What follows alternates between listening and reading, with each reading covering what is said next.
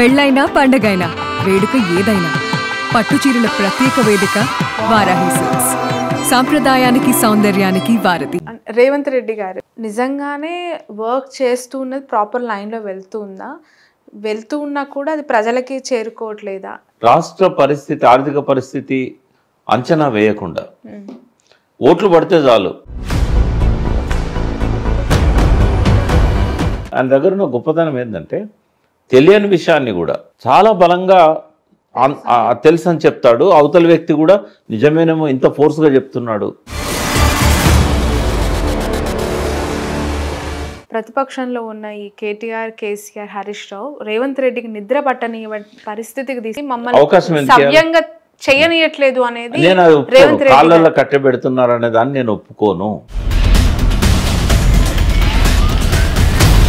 Sir, ఇంత జరుగుతున్న ఇంత మొండి వైఖరి హైడ్రా మూసీ విషయంలో ఎందుకు ఇంకా తగ్గట్లేదు? హైడ్రా దానిలో ఒక అంతర్లీనంగా మనకు కనబడేది ఏంటంటే ఈ కన్వెన్షన్ మీద దాడి చేయగానే ఈ పెద్ద పెద్ద బిల్డర్స్ వాళ్ళందరూ కూడా రిక్వెస్ట్ చేసుకున్నారు. సో చాలా డబ్బు చేతులు మారిందనేది నాకున్న అనుమానం. నమస్తే, welcome to cube TV network. నేను మీ శ్రావణి, జర్నలిస్ట్. చాలా కాలం తర్వాత రాష్ట్ర రాజకీయాలపై ఒక మంచి విశ్లేషణ మీకు అందించాలని అనుకున్నాను. అందులో భాగంగానే ప్రముఖ అనలిస్ట్ వి ప్రకాష్ గారిని మీ ముందుకు తీసుకొచ్చాను. మనందరికీ సుపరిచితమైన వ్యక్తి, అద్భుతంగా విశ్లేషణ చేయగలుగుతూ ఉంటారు అనేక విషయాలపైన. ఎస్పెషల్లీ రాష్ట్ర రాజకీయాల్లో 1 year కంప్లీట్ అవుతుంది తెలంగాణ కాంగ్రెస్ గవర్నమెంట్ ఫామ్లోకి వచ్చి. సో ఫార్మేషన్ అనంతరం గవర్నమెంట్ యొక్క 1 year డెవలప్మెంట్స్, ఇంప్లిమెంటేషన్స్ ఏ విధంగా ఉన్నాయి. అండ్ రీసెంట్గా ఒక సర్వే వచ్చింది. ఆ సర్వేలో ఒక క్లాజ్ అనేది చాలా చాలా చేస్తుంది అందరిలో. అదేంటి అంటే 1 year పరిపాలన చూసిన తెలంగాణ ప్రజలు ఎవరి పరిపాలన బాగుంది, రేవంత్ రెడ్డి గారిదా కేసీఆర్ గారిదా అంటే ఆల్మోస్ట్ 53% మంది కేసీఆర్ పరిపాలనే బాగుంది అని చెప్పటం చాలా ఆశ్చర్యానికి గురి చేసింది. ఎందుకు ఈ స్థాయిలో అంటే ప్రతిపక్షంగా ఉన్నప్పుడు సీఎం లీడర్గా ఎమర్జ్ అయ్యి సీఎం ఇతనే అని ప్రజలు కోరుకున్న వ్యక్తి రేవంత్ రెడ్డి. బట్ కట్ చేస్తే 1 yearలో మళ్ళీ కేసీఆర్ పరిపాలన బాగుంది అనే వరకు ఎందుకు వచ్చింది? ఎలాంటి సినారియోస్ దీనికి కారణమయ్యాయి? ఇలాంటి అనేక విషయాలపైన వారి అనాలిసిస్ ఈరోజు తీసుకుందాం. సార్ నమస్తే. నమస్కారం అమ్మ. Thank you so much sir for your time. చాలా కాలం తర్వాత మిమ్మల్ని ఇంటర్వ్యూ చేస్తున్నాను sir. Coming to the point, 1 year complete అవుతుంది రేవంత్ రెడ్డి గారి అధికారంలో కంటే కాంగ్రెస్ పార్టీ అధికారంకి వచ్చి రేవంత్ ముఖ్యమంత్రిగా తన బాధ్యతలు కొనసాగిస్తూ వాళ్ళు చెప్పిన హామీలు అమలు చేయడం కంటే అమలు చేయని హామీలు చాలా ఎక్కువగా కనిపిస్తూ ఉన్నాయి. సో ఆ హామీల విషయానికి తర్వాత వద్దాం. ముందుగా ఈ 1 yearని మీరు ఎలా ఎలాబరేట్ చేయగలుగుతారు సార్ కాంగ్రెస్ గవర్నమెంట్ తెలంగాణలో వారి పరిపాలన పట్ల? వాస్తవంగా తెలంగాణను అప్పుల కుప్ప చేశాడు, ఖజానా ఖాళీ అయిందని రేవంత్ రెడ్డి గారు ఎన్ని మాట్లాడినా 2014లో ఉమ్మడి ఆంధ్రప్రదేశ్ విడిపోయిన తర్వాత తెలంగాణ ఏర్పడిన నాటి పరిస్థితితో పోల్చినట్టయితే ఒక కంఫర్టబుల్ పొజిషన్లో రేవంత్ రెడ్డికి పరిపాలన చేతికొచ్చింది. ఎట్లా కంపేర్ చేస్తాను నేను అనేది, ఇప్పుడు సరే ఖజానాలో అప్పుడు కొంత డబ్బు ఉంటుంది, సర్ప్లస్ స్టేట్ అని చెప్పి అన్నాం కాబట్టి విడిపోయినప్పుడు కొంత ఉండొచ్చు, ఇప్పుడు లేకపోవచ్చు. అయితే అదొక అనుకూలమైన అంశం కేసీఆర్ గారికి. కానీ కేసీఆర్ గారి ముందు ఆ రోజున్న ఛాలెంజెస్ ఏంటంటే ఎక్కడ చూసినా కూడా తాగునీటికి ప్రజలు ఇబ్బంది పడ్డారు. 3-4 కిలోమీటర్లు బిందెలు నెత్తి మీద పెట్టుకొని లంబడి తండాల వాళ్ళు కానీ మహిళలు కానీ కొన్ని వందలాది వేలాది గ్రామాలల్లో నీళ్ళ కోసం 2-3 కిలోమీటర్లు నడిచిపోవాల్సిన పరిస్థితి. రెండవది ఏంటంటే దాదాపుగా తెలంగాణలో 1/3 డార్క్ జోన్స్గా డిక్లేర్ చేశారు. అంటే నువ్వు ఎన్ని ఫీట్లు వేసినా కూడా ఒక్క చుక్క నీరు బోర్వెల్కి అందదు. తర్వాత బావులు మొత్తం ఎండిపోయి ఉన్నాయి. కేసీఆర్ గారితో నేను చాలాసార్లు హెలికాప్టర్లో తెలంగాణ తిరుగుతున్నప్పుడు ఎక్కడ చూసినా కూడా బావులన్నీ ఎండిపోయిన సినిమా కనబడుతుంది మనకు. ఎక్కడ పచ్చ గడ్డి అనేది కనబడదు. బావులున్న కాడ కనీసం గడ్డి ఉన్న గడ్డి మందం నీళ్ళు వస్తున్నాయని అనుకోవచ్చు. తర్వాత 24 లక్షల బోర్వెల్స్ ఉంటే 10 లక్షలకు పైన బోర్వెల్స్ కంప్లీట్ డ్రై అయిపోయినాయి. ఒక్కొక్కరు 20, 30, 50 బోర్వెల్స్ వేసినా కూడా నీళ్లు పడని సందర్భం. బోర్వెల్స్ వేయడానికే అప్పులు చేసి 35,000 మంది రైతులు 20 ఏళ్లలో ఆత్మహత్యలు చేసుకున్న పరిస్థితి, ఆత్మహత్యలు కొనసాగుతున్న పరిస్థితి. చేనేతకారుల ఆత్మహత్యలు 100ల్లో ఉన్నాయి. సిరిసిల్ల ఉరిశాలగా మారింది. తేజాబ్ దాగి నగలు చేసే అవసరాలు చనిపోతున్న పరిస్థితి. విద్యార్థులు చాలామంది ఏంటంటే నిరుత్సాహంతో వాళ్ళు ఒక లా అండ్ ఆర్డర్ ప్రాబ్లంగా తయారైన పరిస్థితి ఉన్నది. మీకు 2013-14లో దొరికిన మేజర్ క్రిమినల్స్ అంతా కూడా పోస్ట్ గ్రాడ్యుయేట్స్. అంటే ఒక భయానక పరిస్థితి. సాగునీళ్ళు అయితే అస్సలు లేదు. కేవలం ఒక 20 లక్షల ఎకరాలల్లో ప్రభుత్వ ఖర్చుతో పంట పండే పరిస్థితి లేదు ఆ రోజుల్లో. 33 లక్షల ఎకరాలలో బోర్వెల్స్ కిందనే పంటలు పండినాయి. గ్రౌండ్ వాటర్ బాగా ఎక్స్ప్లాయిట్ అయిపోయింది. తెలంగాణలో 2/3 క్రిటికల్ అండ్ సెమీ క్రిటికల్. అంటే డార్క్ జోన్ అంటేనేమో ఓవర్ ఎక్స్ప్లాయిటేషన్, జీరో నీరు. క్రిటికల్ అంటే ఏంటంటే ఆడ బోర్వెల్స్ వేసినా కూడా నీళ్లు పడాయి. సెమీ క్రిటికల్ అంటే పడితే పడవచ్చు, లేకుంటే లేదు. అంటే 2/3 Telangana either over exploited, dark zones, or critical or semi critical. నేను గ్రౌండ్ వాటర్ చైర్మన్గా లాస్ట్ 7 years పనిచేశాను టీఆర్ఎస్ గవర్నమెంట్లో, కాబట్టి ఈ ఫిగర్స్ అని తెలుసు నాకు. తర్వాత ఎప్పుడు కరెంటు కోతలు, 3 రోజులు పవర్ హాలిడే ఇచ్చారు. ఆ కిరణ్ కుమార్ రెడ్డి ఓపెన్గా చెప్పాడు, అంధకారం అయితే తెలంగాణ వస్తే బట్టలు ఆరేసుకోవాలి తీగల మీద అని చెప్పేసి. తర్వాత భయానక పరిస్థితిని శ్రీకృష్ణ కమిటీ క్రియేట్ చేసింది. వాళ్ళు ఇచ్చిన రిపోర్ట్లో ఏం రాశారమ్మా? తెలంగాణ వస్తే నక్సలిజం పెరుగుతుంది, తెలంగాణ వస్తే కరెంట్ ఉండదు, అప్పులపాలు అవుతుంది, తెలంగాణ పరిపాలన చేత కాదు, తెలంగాణ వస్తే ఈ పరిశ్రమలన్నీ వెళ్ళిపోతాయి, తెలంగాణ వస్తే ఎడ్యుకేషన్ ఇన్స్టిట్యూషన్స్ వెళ్ళిపోతాయి, తెలంగాణ వస్తే లా అండ్ ఆర్డర్ ప్రాబ్లమ్స్ వస్తాయి, హైదరాబాద్లో ఉన్న ఆంధ్ర వాళ్ళ మీద దాడులు జరుగుతాయి. ఎన్ని భయాలు శ్రీకృష్ణ కమిటీ రిపోర్ట్లో రాశారు.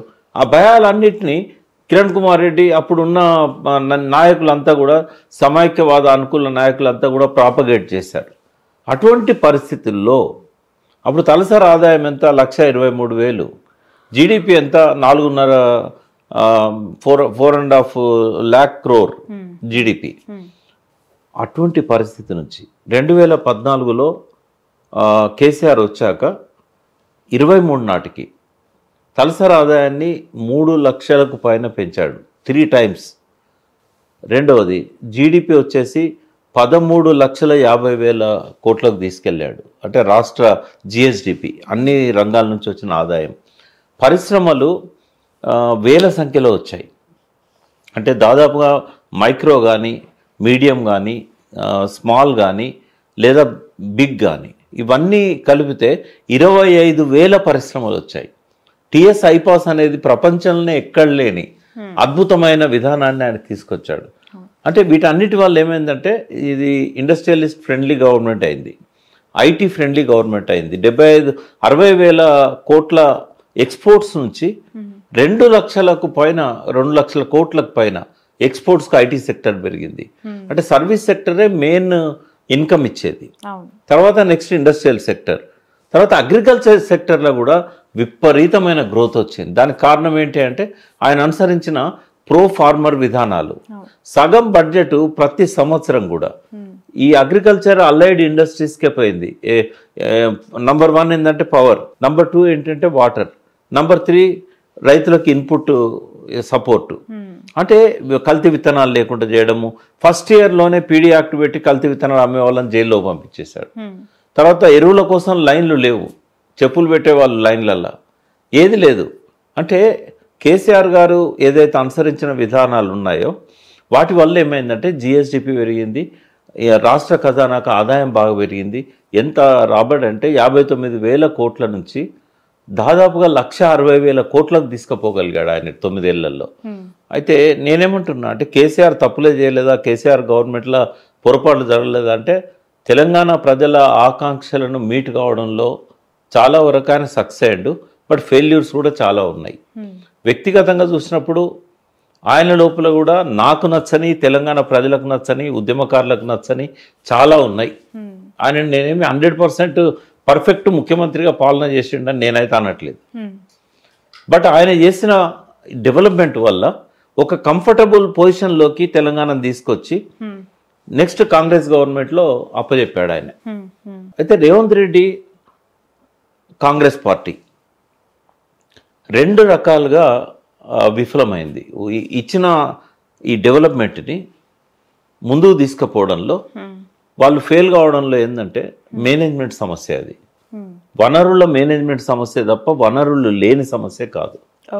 ఏం చేశారంటే అంటే 2014తో కంపేర్ చేసినప్పుడు 2023 బెస్ట్ పొజిషన్. జీడిపి కానీ జిఎస్డిపి కానీ ఏది చూసినా గ్రోత్ అంతా, ఏ సెక్టర్లో చూసినా గ్రోత్ అద్భుతంగా ఉంది. రియల్ ఎస్టేట్ వాల్యూస్ కానీ అన్ని రకాలుగా ఇన్కమ్ పెంచడం కానీ అన్ని బాగున్నాయి. ఒకటే అక్కడ ఏంటంటే అప్పులు అయినాయి. అయితే అప్పుల పట్ల అంటే ప్రతి ముఖ్యమంత్రి ఆర్థికవేత్త ఏం కాదు. కేసీఆర్ కూడా ఆయన తెలుగు చదివిండి ఎంఏ కానీ ఎకనామిక్స్ చదవలే. ఎవరు కూడా ఏ ముఖ్యమంత్రి వచ్చినా ఏ మంత్రి అయినా వాళ్ళకు బ్యూరోక్రాట్ సపోర్ట్ ఉంటుంది, థింక్ ట్యాంక్ ఉంటుంది. వాళ్ళ ద్వారానే ప్రభుత్వాన్ని గాడిలో పెడతారు. కేసీఆర్ గారికి అద్భుతమైన వ్యక్తి దొరికాడు, రాజారెడ్డి గారు. ఆయన ఏంటంటే ఫైనాన్షియల్ అడ్వైజర్గా 10 years ఉన్నాడు, 9 years ఉన్నాడు ఆయన, 9.5 years కేసీఆర్ పాలన. ఆయన ఇచ్చిన సజెషన్స్ కానీ యాక్చువల్గా అతన్ని కూడా రిజర్వ్ బ్యాంక్ మాజీ గవర్నర్ ఒక మిత్రుని ద్వారా నాకు చెప్పారు, తెలంగాణలో కొత్తగా ప్రభుత్వం ఏర్పడుతున్నది, కేసీఆర్ గారికి చెప్పండి, అతన్ని కనుక అడ్వైజర్గా పెట్టుకున్నట్టయితే ప్రభుత్వానికి చాలా సపోర్ట్ దొరుకుతుంది, కొత్త రాష్ట్రం కదా. ఆయన తెలంగాణ ఆయన కాదు, రిజర్వ్ బ్యాంక్ గవర్నర్. బట్ ఆ విషయాన్ని నేను కేసీఆర్ గారికి కమ్యూనికేట్ చేసి వినోద్ రావు గారి ద్వారా రాజారెడ్డి గారిని అపాయింట్ చేశాం. నాకు చాలా సంతృప్తి ఉంటుంది, ఎందుకంటే నా ద్వారా సజెస్ట్ చేయబడ్డ వ్యక్తి, మంచి ప్రాపర్ పర్సన్ని మనం అడ్వైజర్గా పెట్టగలిగాము. అతనమ్మ తెలంగాణ గాడిలో పెట్టే సజెషన్స్ను కేసీఆర్ గారికి ఇచ్చింది. కేసీఆర్ గారు ఏం చేస్తారంటే ఏదన్నా ఒకటి ఆలోచించినప్పుడు ఆయన థింక్ ట్యాంక్ అనేది ఆయన క్రియేట్ చేసుకుంటాడు. కొంతమంది ఈ మున్సిపల్ యాక్ట్ కానీ ఈ రెవెన్యూ యాక్ట్ కానీ ఇవన్నీ కూడా రాసినప్పుడు, అంటే మళ్ళీ కొత్త చట్టాలు తెచ్చినప్పుడు విమానాలు పంపి తెప్పించుకున్నాడు ఎక్స్పర్ట్స్ను, ప్రైవేట్ జెట్స్. అంటే అంతా ఉంటుంది ఆయనకి. ఏదైతుంది ఒక గాడిలో పెట్టగలిగాడు. తప్పులు కూడా ఉన్నాయి, ఆ పార్ట్ వేరు, ఇప్పుడు సందర్భం కాదు. బట్ మంచి చాలా చేయగలిగాడు ఆయన. అగ్రికల్చర్లో అయితే ఎక్కడ 20 లక్షల ఎకరాల నుంచి 85 లక్షల ఎకరాలకు ఇరిగేషన్ పెరిగింది. అందులో ఒక 30-35 లక్షల ఎకరాలు దీనివల్ల గ్రౌండ్ వాటర్ వల్ల ఉన్నా కూడా ఓ 50 లక్షల ఎకరాలకు సాగునీరు ఇవ్వగలిగాడు. ఉదాహరణ మిషన్ కాకతీయ చూద్దాం. మిషన్ కాకతీయ ద్వారా అంతకుముందు 4-5 లక్షల ఎకరాలు చెరువుల కింద పండితే ఎక్కువ ఉండే, అటువంటిది 15 లక్షల ఎకరాలకు ప్రత్యక్షంగా చెరువుల కింద నీళ్ళు వచ్చాయి. తర్వాత పరోక్షంగా ఈ మిషన్ కాకతీయలో 9 అంశాలు ఉండే, అందులో ఒక అంశం ఏంటంటే పూటిగా తీయడం. మొత్తం చెరువంతా తీయకపోయినా కూడా కొంత తీసినా కూడా ఆ గ్రౌండ్ వాటర్ బాగా డెవలప్ కావడానికి. ఇప్పుడు నేను ఇవాళ వచ్చే ముందు నేను అడిగాను గ్రౌండ్ వాటర్ ఎక్స్పర్ట్ని, అందులో డిపార్ట్మెంట్లో ఉన్న ముఖ్యమైన వ్యక్తి, ఇవాళ ఎన్ని ఉన్నాయి ఓవర్ ఎక్స్ప్లాయిటెడ్ విలేజెస్ అన్న. సార్ మ్యాక్సిమం ఉంటే 500 ఉంటాయి సార్ అన్నాడు. ఇప్పుడు 23,000 గ్రామాలు ఉన్నాయి, చిన్నవి పెద్ద అన్ని కలిపి 13,500 గ్రామ పంచాయతీలు ఉన్నాయి. జస్ట్ 500 సెమీ క్రిటికల్ ఎన్ని, క్రిటికల్ ఎన్ని అంటే ఇంకా తక్కువ ఉంటాయి సార్, పెద్దగా ఏం లేవు అవి. మొత్తానికి ఏంటంటే ఒక 10 వంతులలో 9 వంతులు తెలంగాణలో గ్రౌండ్ వాటర్ బాగుంది సార్ అన్నాడు. అంటే ఈ గ్రౌండ్ వాటర్ బాగుండడం అనేది అదొక జలనిధి. ఖజానాలో డబ్బు లేకపోవచ్చు, కానీ భూగర్భ ఖజానాలో విపరీతమైన జలవనరులు. అంటే అది ఓపెన్ గా చాలా మంది దాని వల్ల బెనిఫిట్స్ పొందిన వాళ్ళు ఉన్నారు, ఆ ఫ్రూట్స్ తీసుకొని ఎంజాయ్ చేసిన. ఈ సంవత్సరమే ఇప్పుడు రేవంత్ రెడ్డి గారు అంటున్నారు కదా, తెలంగాణ రైతులు గతంలో ఎన్నడూ లేనంత పంట పండించారు, కాళేశ్వరం లేకున్నా, కాళేశ్వరంలోకి లిఫ్ట్ చేయకపోయినా ఇంత పంట పండింది అని అప్రిషియేట్ చేస్తున్నాడు. దీనికి 2 కారణాలమ్మా. ఒకటి 20% ఎక్సెస్ రెయిన్ఫాల్ అది ఈ సంవత్సరం, కాబట్టి ఖాళీ అవుతున్నా కొద్దీ ఎక్స్టెండెడ్ రెయిన్ఫాల్ అది. ఈవెన్ నవంబర్లో మొన్న కూడా విపరీతమైన వర్షాలు పడ్డాయి. అంటే ఖాళీ అవుతున్నా కొద్దీ నిండుతూపోయినాయి చెరువులన్నీ. కేసీఆర్ గారు ఏదైతే మిషన్ కాకతీయలో 9 పనులలో ఒక పని ఏంటంటే కట్టలు దిగకుండా మత్తళ్ళన్నీ బాగు చేశాడు. దానివల్ల ఇప్పుడు లాస్ట్ 9.5 yearsలో ఎక్కడ కూడా గండిపోవడం కానీ, చెరువులు కొట్టుకుపోవడం కానీ, మీకు తెలుసు ఒక రైలే కొట్టుకుపోయింది కదా, ఏది బల్గొండ దగ్గర. అట్లాంటి పరిస్థితి ఈ 10 ఏళ్లలో ఎప్పుడు లేదు. కాబట్టి వీటి వల్ల ఏమైందంటే గ్రౌండ్ వాటర్ బాగా పెరగడము. ఇప్పుడు ఈ ఎక్స్టెండెడ్ రెయిన్ఫాల్ వల్ల భూతలం మీద ఉన్న వాటర్ బాడీస్ అన్నిటి నుంచి వాటర్ వాడుకున్నారు. అక్కడక్కడ ఏమైందంటే 24 లక్షల బోర్వెల్స్ అన్ని పనిచేస్తున్నాయి. ఇంకా ఆశ్చర్యం ఏంటంటే ఇప్పుడు 30 ఏళ్ల కింద పోయిన బావులు పనిచేస్తున్నాయి. ఇప్పుడు ఇక్కడ బోర్ వేయాలన్నా, బావి తవ్వాలన్నా ఓపెన్గా నీళ్లు పొంగి పొర్లుతున్నాయి. అయితే ఈ పరిస్థితి అంత ఉన్నది కాబట్టి ఇంత పంట పండింది. దానివల్ల ఏంటంటే రైతులంతా కూడా హ్యాపీగా ఉన్నారు. రేవంత్ రెడ్డి గారు తీసుకుంటున్న స్టెప్స్ అంటే తను నిజంగానే వర్క్ చేస్తూ ఉన్నది ప్రాపర్ లైన్లో వెళ్తూ ఉన్నా కూడా అది ప్రజలకి చేరుకోవట్లేదా? ఆ కన్ఫ్యూజన్ ఉంది. ఆయనకు చాలా సమస్యలు ఉన్నాయమ్మా. ఒకటేమో ఆర్థిక వ్యవస్థ కంఫర్టబుల్ వ్యవస్థ చేతిలోకి వచ్చింది. ఇది ఇందాక నేను అన్నట్టు మేనేజ్మెంట్లో ఫెయిల్యూర్స్ ఎట్లున్నాయనేది మనం మాట్లాడుకుందాం. ఒకటేమో రాష్ట్ర పరిస్థితి, ఆర్థిక పరిస్థితి అంచనా వేయకుండా ఓట్లు పడితే చాలు అని చెప్పి ఏ వాగ్దానం ఏది పడితే అది చేసేసారు. ఫస్ట్ మిస్టేక్ ఏంటంటే రేవంత్ రెడ్డి గవర్నమెంట్ది, కాంగ్రెస్ పార్టీ ఎన్నికల మేనిఫెస్టోలోనే మొట్టమొదటి లోపం ఉన్నది. మన ఖజానాకి ఎంత ఆదాయం వస్తున్నది?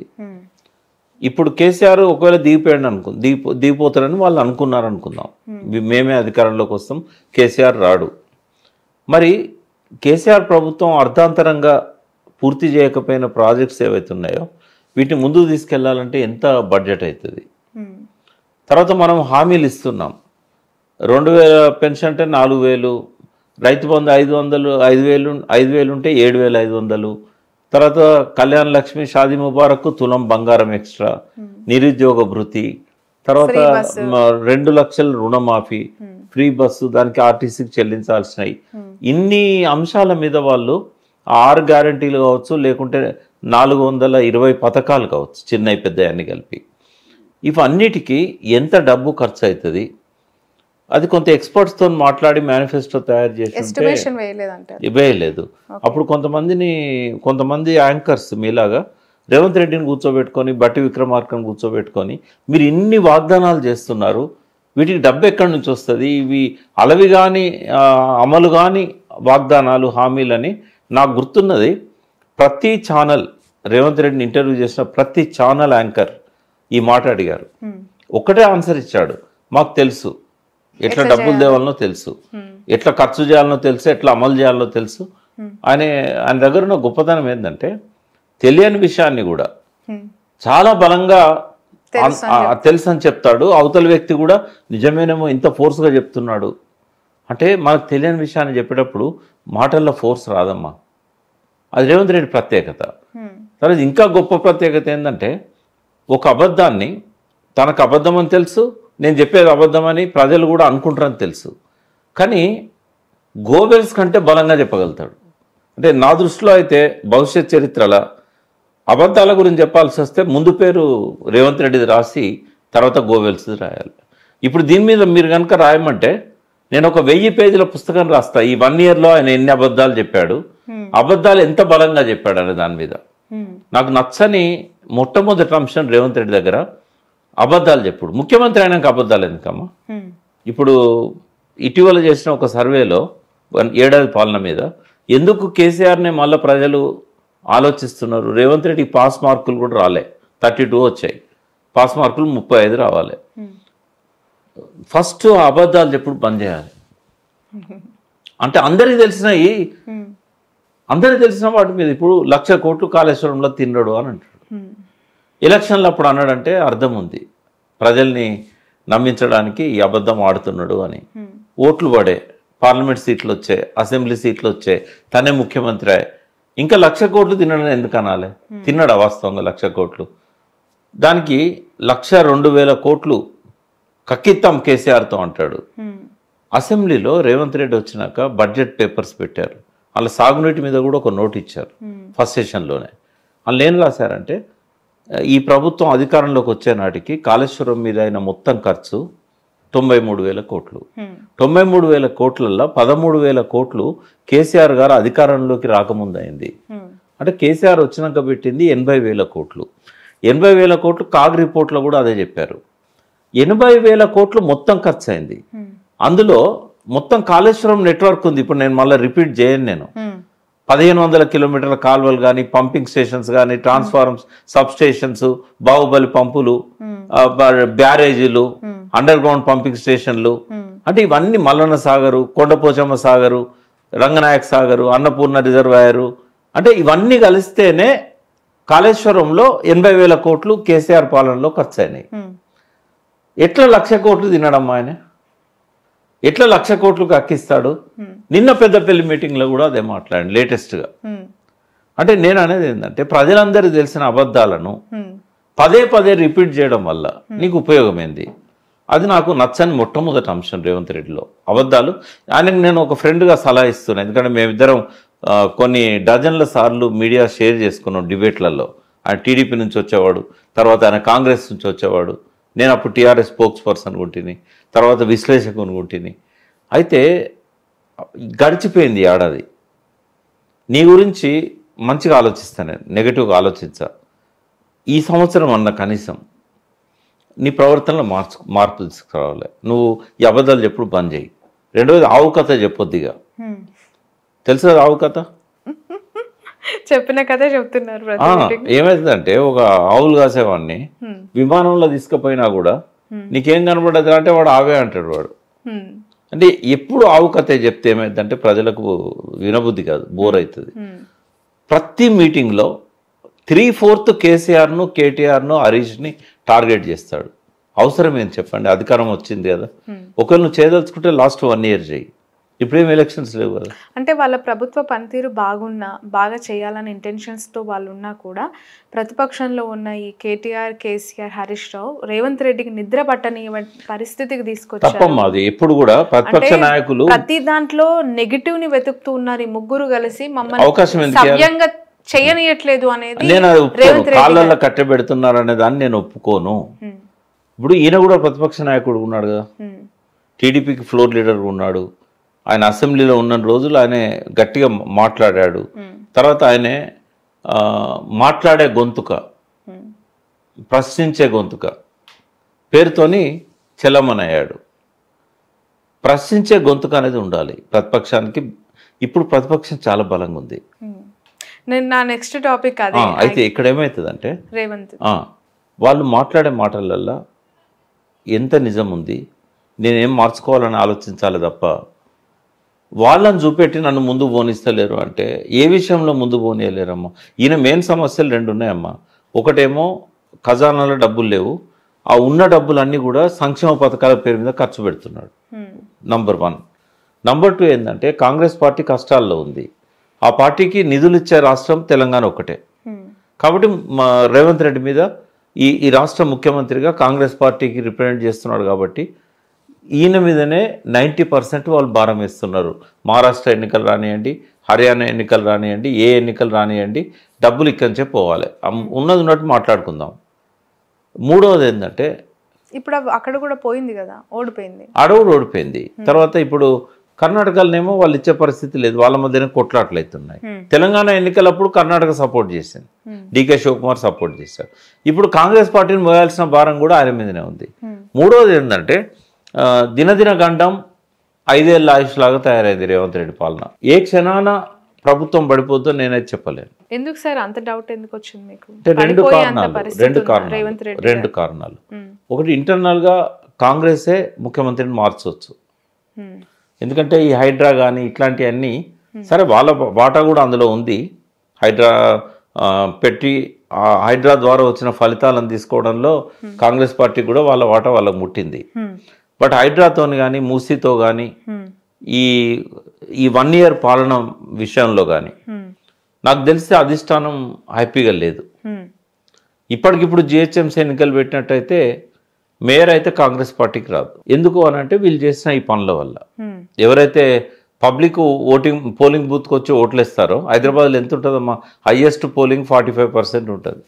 వచ్చేవాళ్ళు ఎవరంతా స్లమ్, ఇంకా తక్కువ ఉంటుంది. తర్వాత ఎక్కువ వచ్చేది బంజారాహిల్స్లో ఉన్న వీళ్ళు కాదు, ఇంటెలెక్చువల్స్ కాదు, హైలీ ఎడ్యుకేటెడ్ కాదు, ఐటీ పీపుల్ కాదు. ఎక్కువ వచ్చేది బస్తీలలో ఉన్న వాళ్ళు. 2100 బస్తీలు, ఆ బస్తీలలో ఉన్న వాళ్ళే ఓట్లు ఎత్తారు. వాళ్లకు అనుకూలంగా నిర్ణయాలు లేవు లాస్ట్ 1 year. ఇవన్నిటి వల్ల ఏమైందంటే ముఖ్యమంత్రిని మార్చే ఆలోచన అధిష్టానానికి రావచ్చు. ఎందుకు అనంటే ఈ క్యాబినెట్లో ఈయన కంటే చాలా సీనియర్లు, అనుభవం ఉన్న వాళ్ళు ఎంతోమంది మంత్రులు ఉన్నారు.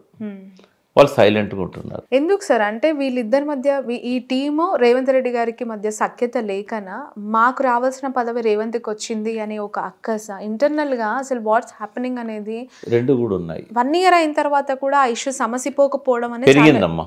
ఓకే, పెరిగింది. స్టార్టింగ్ ఏంటంటే పోటీ పడ్డారు.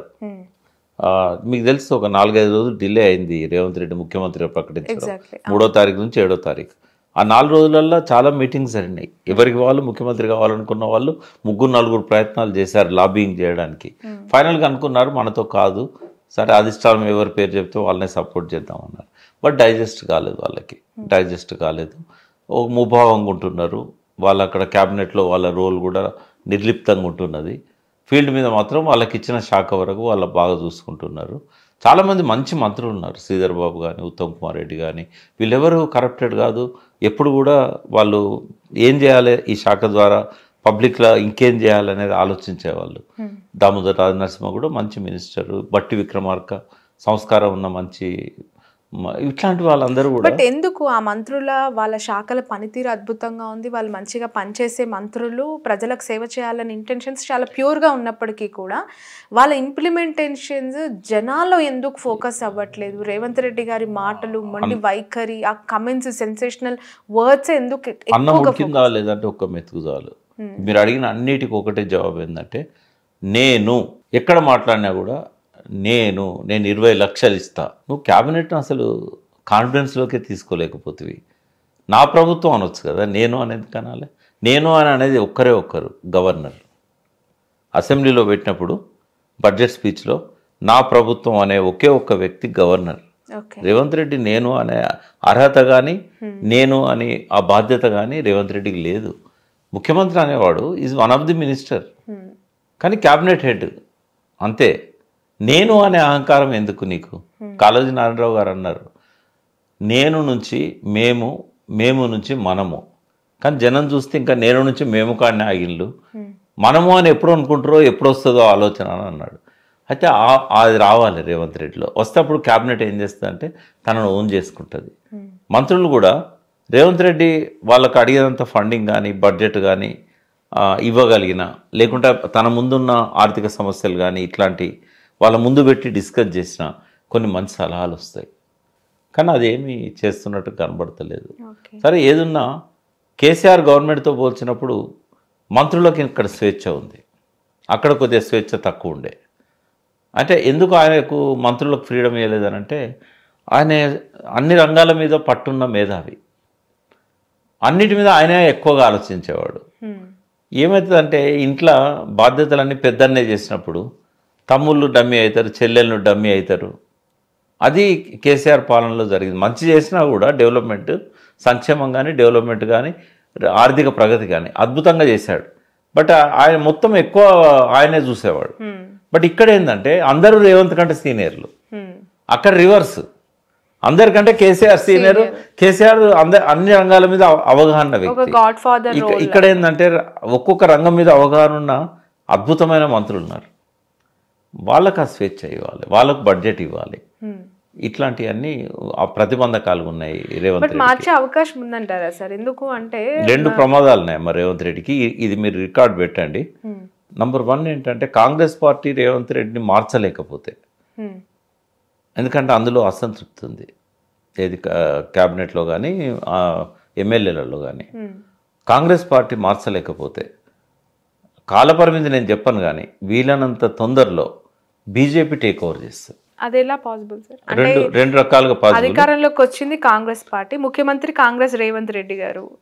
ఎక్కడన్నా బీజేపీ అట్లా గుర్తించి గౌరవించిందా? ఇది ప్రజలు ఈ పార్టీని ఎన్నుకున్నారు, వాళ్ళే పరిపాలన చేయాలని. మధ్యప్రదేశ్లో కాంగ్రెస్ అధికారంలోకి వస్తే కమల్నాథ్ మంచిగా పరిపాలన చేస్తుంటే రాత్రి దించేసి బీజేపీ ప్రభుత్వాన్ని తీసుకొచ్చారా లేదా? అంతకంటే ఎక్కువ అవకాశాలు ఇక్కడనే మధ్యప్రదేశ్ కంటే. ఎలా సార్, ఎలాబరేట్ చేయండి. ఎందుకంటే చాలా మందికి వెరీ సింపుల్ అమ్మా, చెప్పండి. ఒక్క రాత్రి సాధ్యమైద్దమ్మా, 1 నైట్. ఒక ఫోన్ కాల్ కేసీఆర్కు. ఇప్పటికి 28 మంది దాకా ఉన్నారు ఆయనతో.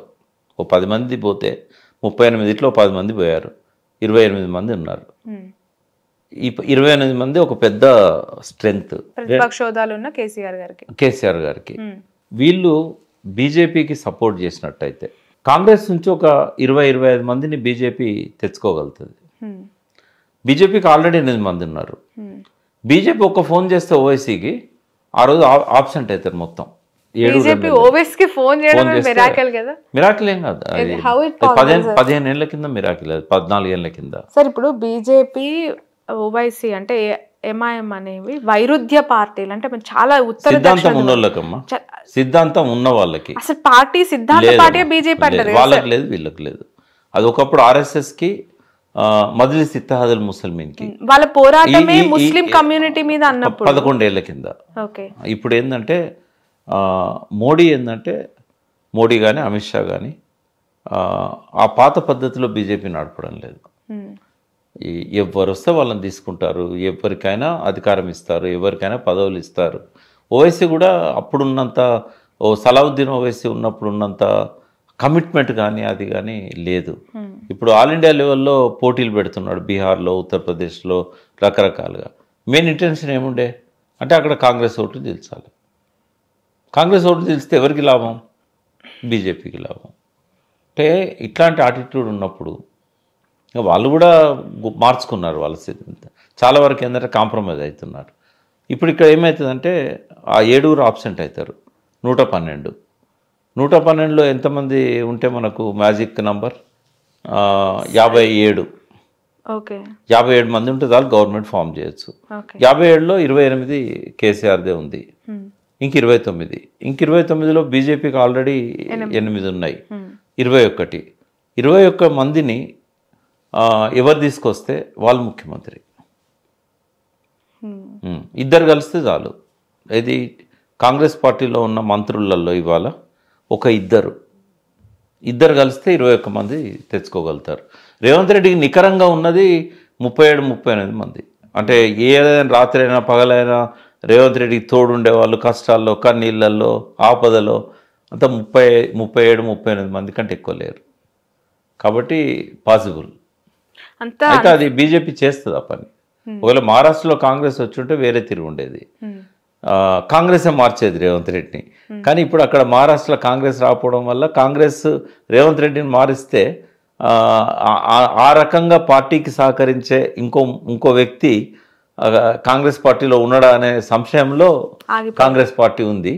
అందుకని వాళ్ళకి ఆ అనుమానం దొరికిపోయినంత వరకు వాళ్ళు మార్చరు. ఎప్పుడైతే బీజేపీ ప్రయత్నం చేస్తుందో 100% బీజేపీ సక్సెస్ అవుతుంది. నేను ఖచ్చితంగా చెప్పగలుగుతా, టీఆర్ఎస్కి ఎటువంటి అభ్యంతరం ఉండదు వెళ్ళడానికి, రేవంత్ రెడ్డిని తప్పియడంలో సహకరించడానికి. నేనేం టీఆర్ఎస్ కాదు, బట్ టీఆర్ఎస్ ఆలోచన విధానం తెలుసు కాబట్టి చెప్తున్నాను. రేవంత్ రెడ్డిని ముఖ్యమంత్రిగా దించడానికి ఏమైనా చేయగలుగుతారు.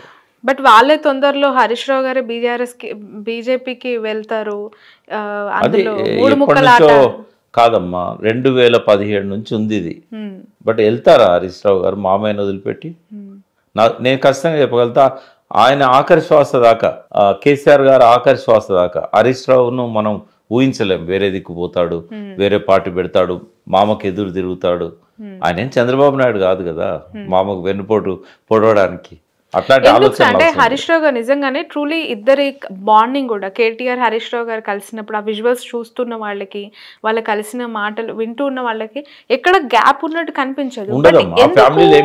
కాంగ్రెస్ పార్టీ కావచ్చు, వాళ్ళ అఫీషియల్ హ్యాండ్లింగ్స్ వీళ్ళ మధ్య ఏదో గ్యాప్ ఉందని, పచ్చగడ్డేస్తే ఏదో అన్నట్టు మీడియా స్పెక్యులేషన్స్ తప్ప, మీడియా స్పెక్యులేషన్ కూడా కాదు సార్, ఓపెన్ గా చాలా సార్లు మాట్లాడిన కాంగ్రెస్ నాయకుల మాటలు ఉన్నాయి కానీ అంటే వాళ్ళు మాట్లాడలేదు కాబట్టి మీడియా కొద్ది ఎక్కువ.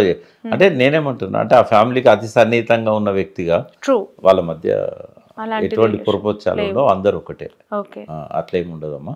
ఒకవేళ రేపు కేటీఆర్ను రేపు ఎలక్షన్స్లో, నెక్స్ట్ ఎలక్షన్స్లో కేసీఆర్ గారు గెలిచి నేను ఉండను కేటీఆర్ గారిని ప్రతిపాదిస్తానంటే ఆ ప్రతిపాదన పెట్టేది హౌస్లో కానీ కమిటీ అంటే ఈ మీటింగ్లో హరీష్ రావు గారే పెడతారు. నిజమా సార్? అది పక్కా. ఒకవేళ అయితే వాస్తవం ఎట్లుంటుందంటే కేసీఆర్ గారు ఇప్పుడే ఆయన ఎవరికి ఇవ్వడు. నెక్స్ట్ ఒకవేళ అధికారంలోకి టీఆర్ఎస్ వచ్చినా కూడా ముఖ్యమంత్రిగా కేసీఆరే ఉంటాడు, మీరు రాసి పెట్టుకోండి. ఎందుకంటే ఆయన లక్ష్యాలు నాకు తెలుసు, తెలంగాణను ఏం చేయాలనుకున్నది నాకు తెలుసు. ఆయన అనుకున్న లక్ష్యాలు అసంపూర్తిగా ఉన్నాయి. రేవంత్ రెడ్డి 4 ఏళ్ళు ఇంకున్నా కూడా, లేదా కాంగ్రెస్ 4 ఏళ్ళు కొనసాగినా, లేదా బీజేపీ అధికారంలోకి వచ్చినా టీఆర్ఎస్ను కలుపుకొని ఈ లక్ష్యాలు మాత్రం నెరవేరవు.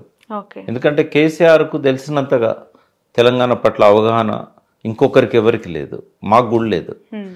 ఆయనకున్న అవగాహన ప్రకారము ఆయన ఏం చేయాలనుకున్నాడో తెలంగాణను ఆయన మేనిఫెస్టోలో రాశాడు. ఆ మేనిఫెస్టోలో రాసినవి చాలా అసంపూర్తిగా ఉన్నాయి. సార్ ఇప్పుడు 10 ఏళ్ళ అధికారం అయిపోయింది, ప్రతిపక్ష హోదాలో కూర్చున్నారు, చాలా ప్రతిపక్ష పాత్ర చాలా బలంగా స్ట్రాంగ్గా వాళ్ళు కంటిన్యూ చేస్తున్నారు, మనకు కనిపిస్తుంది.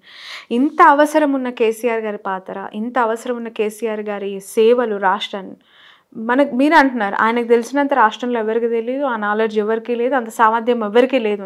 ఇంత ఎక్స్ట్రీమ్ గుడ్ పర్సనాలిటీ ఇప్పుడున్న సిచ్యువేషన్లో అసలు ఎందుకు సైలెంట్ అయింది? అవ్వాల్సిన రీజన్ ఏంటి? కేసీఆర్ బయటికి ఎప్పుడు వస్తారు, ఎప్పుడు మాట్లాడతారు, ఎప్పుడు యాక్టివ్ అవుతారు అని చాలా మంది చూస్తూ ఉన్నారు కదా. అంటే ఇప్పటికీ కేసీఆర్ అంటే ఒక అట్రాక్షన్ మీడియాలో కానీ ప్రజల్లో కానీ. కొంత టైం ఇవ్వాలనుకున్నారు ఆయన రేవంత్ ఆయన ముందు చాలా చిన్న పిల్లవాడు, అంటే మామూలు కార్యకర్త టీఆర్ఎస్ పార్టీలో రేవంత్ ఒక మండల స్థాయి నాయకుడు. ఏది 2005-06 ఆ ప్రాంతంలో ఆయన అడిగిన టికెట్ జెడ్పీటీసీ, అది కూడా పార్టీ ఇవ్వలేదు ఆయనకి. అక్కడ లోకల్ ఎమ్మెల్యే వాళ్ళంతా కూడా వ్యతిరేకించారు ఆయనది. కారణాలు చాలా ఉంటాయి. అయితే ఒక మామూలు వ్యక్తి కేసీఆర్ను కొట్టగలిగిన ముఖ్యమంత్రి అయిండు. సమఉజ్జి అస్సలే కాదు, ఇప్పటికి కూడా కాడు. ఆయన ప్రతిపక్షంలో ఉండొచ్చు, ఆయన అధికారంలో ఉండొచ్చు. హోదా వల్ల రేవంత్ రెడ్డికి పైచేయి ఉండొచ్చు, కానీ నాలెడ్జ్లో కానీ అనుభవంలో కానీ రేవంత్ రెడ్డి ఎప్పుడు సమతూకాడు. అటువంటప్పుడు అలాంటి వ్యక్తి సీఎం అయినందుకు ఒక కైండ్ ఆఫ్ ఫీలింగ్ కేసీఆర్ గారికి ఏమైనా ఉందా? అంటే మనిషి లోపల ఆ బ్రెయిన్లో ఓడిపోయాను, ఆ బ్రెయిన్లో ఈగో అనేది ఉంటుంది అమ్మా. నీకుంటుంది, నాకుంటుంది, అందరికి ఉంటుంది. ఈగో హర్ట్ అవుతుంది. పోయిపోయి నేను ఈయన చేతిలో పోయినా అనేది ఉంటుంది కదా. ఎప్పుడు నెవర్ ఎక్స్పెక్టెడ్ కేసీఆర్ ఇంకో 5 ఏళ్ళు 10 ఏళ్ళు మనమే ఉంటాం అనుకున్నాడు తప్ప కాంగ్రెస్ వస్తుందని అనుకోలేదు, రేవంత్ ముఖ్యమంత్రి అవుతారని అస్సలు అనుకోలేదు. ఏదేమైనా కూడా రియాలిటీ అయితే కేసీఆర్కి డైజెస్ట్ కాలేదు ఫస్ట్. రెండవది ఏంటంటే 1 ఇయర్ టైం ఇద్దామని అనుకున్నాడు ఆయన. చెప్పాడు ఓపెన్ తప్పిపోయిన వాళ్ళతో, ఎందుకు ఇప్పుడే మాట్లాడాలి, మనం చేయనే రాదండి, ఆయన ఎట్లా పరిపాలన చేస్తాడు, నేనేదో ఆపినట్టు ఎందుకు ఉండాలి అని చెప్పి ఆయన టైం ఇచ్చాడు. బహుశా నేను అనుకుంటా నెక్స్ట్ మార్చ్ ఏప్రిల్ ఆ పార్టీ వార్షికోత్సవం ఉంటుంది కదా, ఏప్రిల్ 27, దానికంటే ముందో తర్వాతనో ఆయన మళ్ళీ యాక్టివ్ అవుతాడు, పబ్లిక్లోకి వెళ్తాడు. తర్వాత రేవంత్ను విమర్శించడంలో కానీ ఎదుర్కోవడంలో కానీ ఈ ఇద్దరే ఎక్కువైపోయింది కదా. ఆయన ఏమంటాడు, నన్ను పనిచేయలేరు, నన్ను కాళ్ళల్లో కట్టబెడుతున్నారు అంటే. రేవంత్ రెడ్డి హరీష్ రావు కేటీఆర్ మాట్లాడే మాటలకే ఒక అభద్రతకు లోనవుతున్నాడు. నా కాళ్ళల్లో కట్టబెడుతున్నాడు, నన్ను ముందు పోని ఇట్లా. కేసీఆర్ వచ్చినాక ఇంకేమైనా ఉంటుందా? వాస్తవంగా ఆయనకేం కాళ్ళల్లో కట్టబెడతలేరు. ఈయన కొన్ని లోపాలున్నాయి, హైడ్రా విషయంలో లోపాలున్నాయి, మూసీ విషయంలో లోపాలు ఉన్నాయి. ఈ లోపాలను అధిగమించడానికి వాళ్ళు ఇచ్చే సలహాలను ఉపయోగించుకోవాలి. ఇప్పుడు ఒకే ఉదాహరణ చెప్తానమ్మా. హైడ్రా రంగనాథ్ గారు నాకు మంచి సన్నిహితుడు, మంచి మిత్రుడు. Ranganath is the best officer. ఇక్కడ తప్పు రంగనాథ్ది కాదు. రంగనాథ్కు పాలసీ డిక్టేట్ చేసినప్పుడు ఒక మామూలు జీవోతోనే ఆయనను అపాయింట్ చేసి పనిచేయమన్నారు. దానికి ఒక చట్టం చేయాల్సి ఉండే. సరే తర్వాత మేమంతా విమర్శించిన తర్వాత ఒక ఆర్డినెన్స్ తెచ్చారు. హైదరాబాద్ చెరువుల విషయంలో చాలా సంక్లిష్టతలు ఉన్నాయి. అవి రేవంత్ రెడ్డి గారికి ఇప్పటికైనా అర్థమైనవో కాలేదో నాకు తెలియదు. నేనే ఒక 15-20 వీడియోలలో చెప్పాను. ఏమనంటే ఫస్ట్ ఇవన్నీ పట్టా భూములమ్మా. నిజాం ఉన్నప్పుడు బ్రిటిష్ ఇండియాలోనేమో ప్రతి చెరువు, ప్రతి కొండ, గుట్ట, లోయ అన్ని గవర్నమెంట్, బ్రిటిష్ గవర్నమెంట్లో. బట్ ఈ సంస్థానాలు రాజులు ఉన్న కాడ రాసిస్తారు. ఉదాహరణకు సరున్నాలో గంగా థియేటర్ ఉంది, శ్రీనివాస్ గారు, డాక్టర్ శ్రీనివాస్, వాళ్ళ నాన్న కూడా ఆయుర్వేదిక్ డాక్టర్. ఆయన వచ్చి నిజాంకు పంట నొప్పి నయం చేసినందుకు మన్సూరాబాద్ నుంచి సాహెబ్ నగర్ దాకా రాసిచ్చాడు. అలా ఎన్ని కుంటలు ఉంటాయి, ఎన్ని చెరువులు ఉంటాయి, ఎన్ని కొండలు ఉంటాయి, ఎన్ని గుట్టలు ఉంటాయి. అట్లా తెలంగాణలో ఒక సంస్థానాలు ఉండేది, గద్వాల, రాజాపేట, ఇట్లాంటి చాలా జటప్రోలు అని ఇట్లాంటి సంస్థానాలు ఉన్నాయి. ఆ సంస్థానాలు మొత్తం పట్టాభూములే కదా. అయితే ఇట్లా ఈ దాదాపు 80% చెరువులు హైదరాబాద్లో కానీ బయట కానీ పట్టాభూములలో ఉన్నాయి. సింపుల్ ఏంటంటే పట్టాభూములల్లో పట్టేదారికే రైట్స్ ఉంటాయి, గవర్నమెంట్కి రైట్ ఉండదు. అంతకుముందు వాటర్ యాక్ట్ పెట్టినప్పుడు కానీ తర్వాత సుప్రీంకోర్టు హైకోర్టు జడ్జిమెంట్స్లలో కానీ 2000 సంవత్సరానికంటే ముందు ఈ వాటర్ బాడీస్లల్లో అవి ఎవరి అయినా, ప్రభుత్వాన్ని అయినా ప్రైవేట్ అయినా కన్స్ట్రక్షన్ చేయకూడదు అనే రూల్ లేదమ్మా. లేదు కాబట్టి necklace road, Lumbini park, NTR సమాధి, ప్రసాద్ ఐమాక్స్ ఇవన్నీ నట్టనడి హుస్సేన్ సాగర్లో వచ్చినాయి. ఫ్లైఓవర్ కూడా, ఖైరతాబాద్ ఫ్లైఓవర్. అంటే ప్రభుత్వ భూమి అయినా ప్రైవేట్ భూమి అయినా ఈ కన్స్ట్రక్షన్లు చేయకూడదు, ఆక్రమించకూడదు అని చెప్పి రూల్ లేదు. పట్టా భూములు కాబట్టి కోర్టు పోయి పర్మిషన్లు తెచ్చుకొని కట్టుకున్నారు, లేఅవుట్లు చేసుకున్నారు. మున్సిపాలిటీ లేఅవుట్లకు పర్మిషన్ ఇచ్చింది పట్టా ఏ చెరువులలో. 2000 సంవత్సరం వరకు ఇదే పరిస్థితి. వాటిని టచ్ చేసే హక్కు ముఖ్యమంత్రికి లేదు, ప్రభుత్వానికి లేదు. బట్ ఇంత ఒక నిమిషం కంప్లీట్ చేయండి. సుప్రీంకోర్టు ఒక జడ్జిమెంట్ ఇచ్చింది 2000 చివరిలో 2001లో. అది ప్రైవేట్ భూమి అయినా గవర్నమెంట్ భూమి అయినా ఏ భూమి అయినా కానీ చెరువులో ఉంటే కనుక కన్స్ట్రక్షన్ చేయకూడదు. అది వాటర్ ప్రొటెక్షన్ కోసం వాటర్ బాడీస్ని కాపాడాలి. మా అంటే నీళ్లు లేనప్పుడు వ్యవసాయం చేయవచ్చు అన్నది, ఓన్లీ వ్యవసాయం చేయవచ్చు అని. అంటే 2001 తర్వాత వయలేషన్స్ ఏమన్నా ఉంటే ఐడెంటిఫై చేసి వాటిని చేయొచ్చు. బట్ వీళ్ళు ఏం చేశారు, 1970 నుంచి మొదలుపెట్టారు. రెండవది ఇది ఒక పెద్ద తప్పు. ఇప్పటికైనా హైడ్రా రేపు యాక్ట్ ఈ అసెంబ్లీ సెషన్లో మొన్న ఆర్డినెన్స్ వచ్చింది కాబట్టి దాన్ని చట్టం చేసినట్టయితే దాన్ని సవరించుకోవాలి.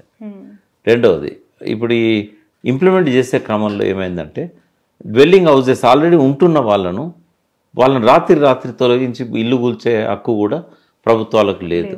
అది ఇల్లీగల్ కబ్జా అయినా కూడా. మూడో పాయింట్ ఏంటంటే ఎఫ్టీఎల్లోనే డిసైడ్ చేయలేదు హైకోర్టు అన్నది, ముందు మీరు ఎఫ్టీఎల్ డిసైడ్ చేయండి అని. ఓన్లీ 52 చెరువులు తప్ప ఏది జిహెచ్ఎంసీ పరిధిలో 186 చెరువులు ఉంటాయి. మిగతా వాడికి ఎఫ్టీఎల్ డిసైడ్ కావాలి.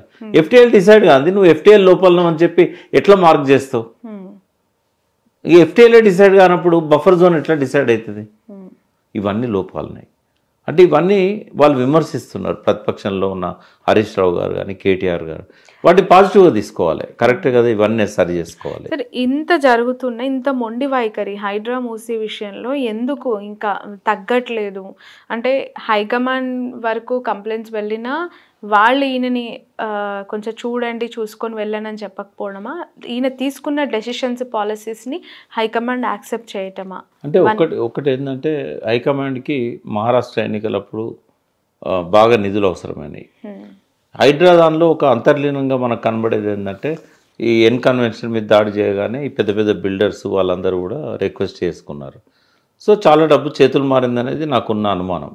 నా దగ్గర ఏం సాక్ష్యాలు లేవు, బట్ నాకు అనుమానం ఏంటంటే ఇది ఒక ఇన్కమ్ సోర్స్ పార్టీకి. తర్వాత మహారాష్ట్ర ఎన్నికల ప్రచారం అయిపోగానే సరే, ఇన్కమ్ హైడ్రా దూకుడు రంగనాథ్ గారి గురించి మనం మాట్లాడుకోవాలి. He's very gentle. రంగనాథ్ చేతిలో ఏముంటుందమ్మా? ఇప్పుడు ఉదాహరణకు రంగనాథ్ ఇన్కన్వెన్షన్ ఓడగొట్టాడు. తెల్లారి పొద్దున ఎవరి ద్వారా ముఖ్యమంత్రి గారిని ప్రసన్నం చేసుకుంటున్నారు అనేది రంగనాథ్కి ఎలా తెలుస్తుంది? ఆయనకు గైడ్ లైన్స్ ఇస్తారు.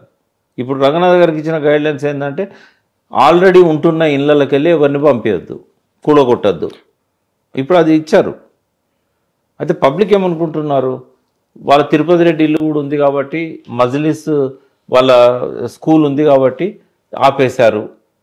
రెండోది మహారాష్ట్ర ఎన్నికలు అయిపోయినాయి కాబట్టి ఇక వసూళ్ళు ఆగిపోయినాయి. ఇట్లాంటివన్నీ ఉంటాయి. దీనివల్ల ఏమైందంటే ఏది ఉన్నా కూడా పబ్లిక్ ఒక రిలీఫ్ వచ్చిందమ్మా. కన్స్ట్రక్షన్ అయ్యి నివసిస్తున్నాయి మాత్రం రంగనాథ్ గారు ముట్టట్లేదు. అంతవరకు వీ కెన్ అప్రిషియేట్. రెండవది, నేను హైడ్రా సంకల్పాన్ని తప్పుపట్టా, మూసీ సంకల్పాన్ని కూడా తప్పుపట్టా. కానీ ఇంప్లిమెంటేషన్లో ఉన్న లోపాలను సరి చేసుకుంటే ఇది బాగుంటుంది. ఇక మనము పాలన విషయంలో ఇంకా కొన్ని నేను చెప్దాం అనుకున్నా. సార్, ఇప్పటి వరకు గవర్నమెంట్ ఇంప్లిమెంటేషన్స్లో నెగిటివ్స్ మాట్లాడుకున్నాం, చాలా అంశాల మీద మీరు మాట్లాడారు. బట్ పాజిటివ్స్ ఏంటి? 1 yearలో అసలు రేవంత్ రెడ్డి సీఎంఏ కాదు, అసలు ఏం పరిపాలన చేయలేదంటే కాదు కదా. ఎంతో కొంత ఒక ముఖ్యమంత్రి అన్నప్పుడు వాళ్ళు తీసుకున్న స్కీమ్స్ ఇంప్లిమెంటేషన్స్లో చాలామంది ప్రజలకు బెనిఫిట్స్ అవుతాయి. పెన్షన్స్ బాగా వస్తున్నాయని చేసిన సర్వేలో అవును బాగా వస్తున్నాయి, కేసీఆర్ గవర్నమెంట్ కంటే కూడా బెటర్గా వస్తున్నాయని చెప్పిన వాళ్ళు కూడా ఉన్నారు. సో అది పాజిటివ్స్ గురించి ఒకసారి మాట్లాడితే. అంటే ప్రభుత్వం అన్నప్పుడు పాజిటివ్ ఉంటుంది, నెగిటివ్ ఉంటుంది. ఆయన దగ్గర మనము పాజిటివ్స్ చూడాలనుకున్నప్పుడు ఒకటి, సరే తను తెలంగాణ ఉద్యమంలో లేకపోయినా కూడా ఒకటి ఏం చేశాడంటే తను చాకలి ఐలమ్మ పేరు మహిళా యూనివర్సిటీ పెట్టడం కానీ ఇట్లాంటి కొన్ని కాలేజీ అది కొంచెం డిలే అయినా కూడా తను మిగతా ఫండ్స్ ఇచ్చి కాలేజీ దాన్ని ఇనాగరేట్ చేసి వచ్చాడు, అది కంప్లీట్ చేశాడు. ఇట్లాంటివి కొన్ని ఉన్నాయి. దాంతోపాటు ఏంటంటే పెండింగ్ ప్రాజెక్ట్స్లలో కొన్నిటికి ఆయన దగ్గర ఉన్న పరిమితమైన నిధులైనా కూడా ఒక ప్రయత్నం జరుగుతుంది. అంటే ఇప్పుడు మన ఆయన కాన్స్టిట్యున్సీ కాదు ఆయన కాన్స్టిట్యున్సీ కొడంగల్కి ఇదివరకు పాలమూరు రంగారెడ్డి నుంచి వాటర్ రావడానికి ఏర్పాట్లు ఉండే, దాని ఉద్దండాపూర్ నుంచి. ఇప్పుడు దాన్ని అలైన్మెంట్ మార్చి ఏం చేశాడంటే జూరాల నుంచి తెచ్చుకోవాలనుకున్నాడు. సరే, అది మార్చడం కరెక్టా కాదా అనే దాన్ని పక్కకు పెడితే అదొక 1,00,000 ఎకరాలకు నీళ్ళు ఇవ్వడానికి దానికి ఇప్పుడు టెండర్స్ పిలుస్తున్నారు. సరే, మాకు ఎట్లుంటుంది అంటే తెలంగాణలో ఏ ఎడారి భూమి అయినా ఏ మెట్ట భూములైనా సాగునీరు వస్తే బాగుండని ఉంటుంది. సరే, పాలమూరు రంగారెడ్డిని ఇప్పుడు పెద్దగానే చేయగలిగింది కూడా ఏం లేదు, ఎందుకంటే దానికి డబ్బాకు కావాలి, ఆయన దగ్గర లేదు. అట్లీస్ట్ ఆ కొడంగల్కైనా 1,00,000 ఎకరాలకు నీళ్ళు తేవడానికి టెండర్స్ పిలుస్తున్నారు. అట్లే కొన్ని ఎస్ఎల్బిసిలో కాంట్రాక్టర్ పనులు ఆపేశాడు. నాకు డబ్బులు ఇస్తేనే నేను చేస్తాను, కాస్ట్ ఎస్కలేషన్ కావాలి, పెంచాలి లేట్ అయినందుకు అని. సో కొంత డబ్బులు ఏవో 50 కోట్లు ఏదో ఇచ్చారు, ఇంకో 150 కోట్లకి ఏదో టైం పెట్టారు. ఉత్తమ్ కుమార్ రెడ్డి సొంత జిల్లా కాబట్టి అదొకటి మళ్ళీ ఇప్పుడు గాడిన పడుతుంది. తర్వాత నక్కలగండి పెళ్లిపాకల పూర్తి చేసినట్టయితే అక్కడ కొంత మనకు వాటర్ స్టోరేజ్ వస్తుంది, కొంతవరకు బెనిఫిట్ అవుతుంది. అంటే పెండింగ్ ప్రాజెక్టులలో కొన్నిటిని సీతారామన్ కంప్లీట్ చేస్తాం. తుమ్మల నాగేశ్వరరావుకు పర్సనల్ ఇంట్రెస్ట్ ఉంది ఆడ. భక్త రామదాస్ కూడా ఆయన రికార్డ్ టైంలో టీఆర్ఎస్ గవర్నమెంట్లో పూర్తి చేశాడు. ఇప్పుడు అక్కడ సీతారామ ప్రాజెక్టు కూడా పూర్తి అయినట్టయితే నాగార్జున సార్కు మంచి సప్లిమెంటేషన్ దొరుకుతుందా లిఫ్ట్ కెనాల్కి దానికి. ఓవరాల్గా చూసినప్పుడు తెలంగాణలో చాలా డబ్బులు కావాలి. ఇప్పుడు కేసీఆర్ గారు అర్ధాంతరంగా వదిలేసిన ప్రాజెక్టులన్నీ కంప్లీట్ చేయాలంటే. ఇంకోటి ఏం చేశారు, మేడిగడ్డలో కూడా బహుశా ఆయన ముఖ్యమంత్రి అయిన వెంటనే టేకప్ చేసి ఉంటే జూన్ కల్లా అది కంప్లీట్ అయ్యేది. అప్పుడు ఏంటంటే ఆరోపణలు ప్రత్యారోపణలు పార్లమెంట్ ఎలక్షన్లు అర్థం కావడానికి ఒక కమిటీ, విజిలెన్స్ కమిటీ అని ఈ కమిటీ ఆ కమిటీ సరిపోయింది. ఇప్పుడు ఏం చేశారు, కనీసము దాన్ని ప్రొటెక్ట్ చేశారు. మొన్న వర్షాకాలం వరదలకు మేడిగడ్డ మొత్తం కొట్టుకపోకుండా ప్రొటెక్ట్ చేయగలిగారు. I appreciate it. తర్వాత అవినీతి ఉందా లేదా అనేది ఇప్పుడు ఇవాళ మీటింగ్ పెట్టినా కూడా రేవంత్ రెడ్డి కేసీఆర్ అవినీతి మీదే మాట్లాడతాడు. బట్ ఈ రోజు వరకు ₹1 కేసీఆర్ అవినీతి చేసిండని పట్టుకోలేకపోయాడు. బట్ కమిషన్స్ వేశాడు. నేను అప్రిషియేట్ చేస్తాను. పీసీ ఘోష్ కమిషన్ నేను కలిసాను 2 సార్లు కూడా. ఈజ్ ది ఎక్సలెంట్ జడ్జ్, ఏమాత్రం మనం అనుమానించాల్సిన అవసరం లేదు. గొప్ప సీనియర్ జడ్జి కూడా.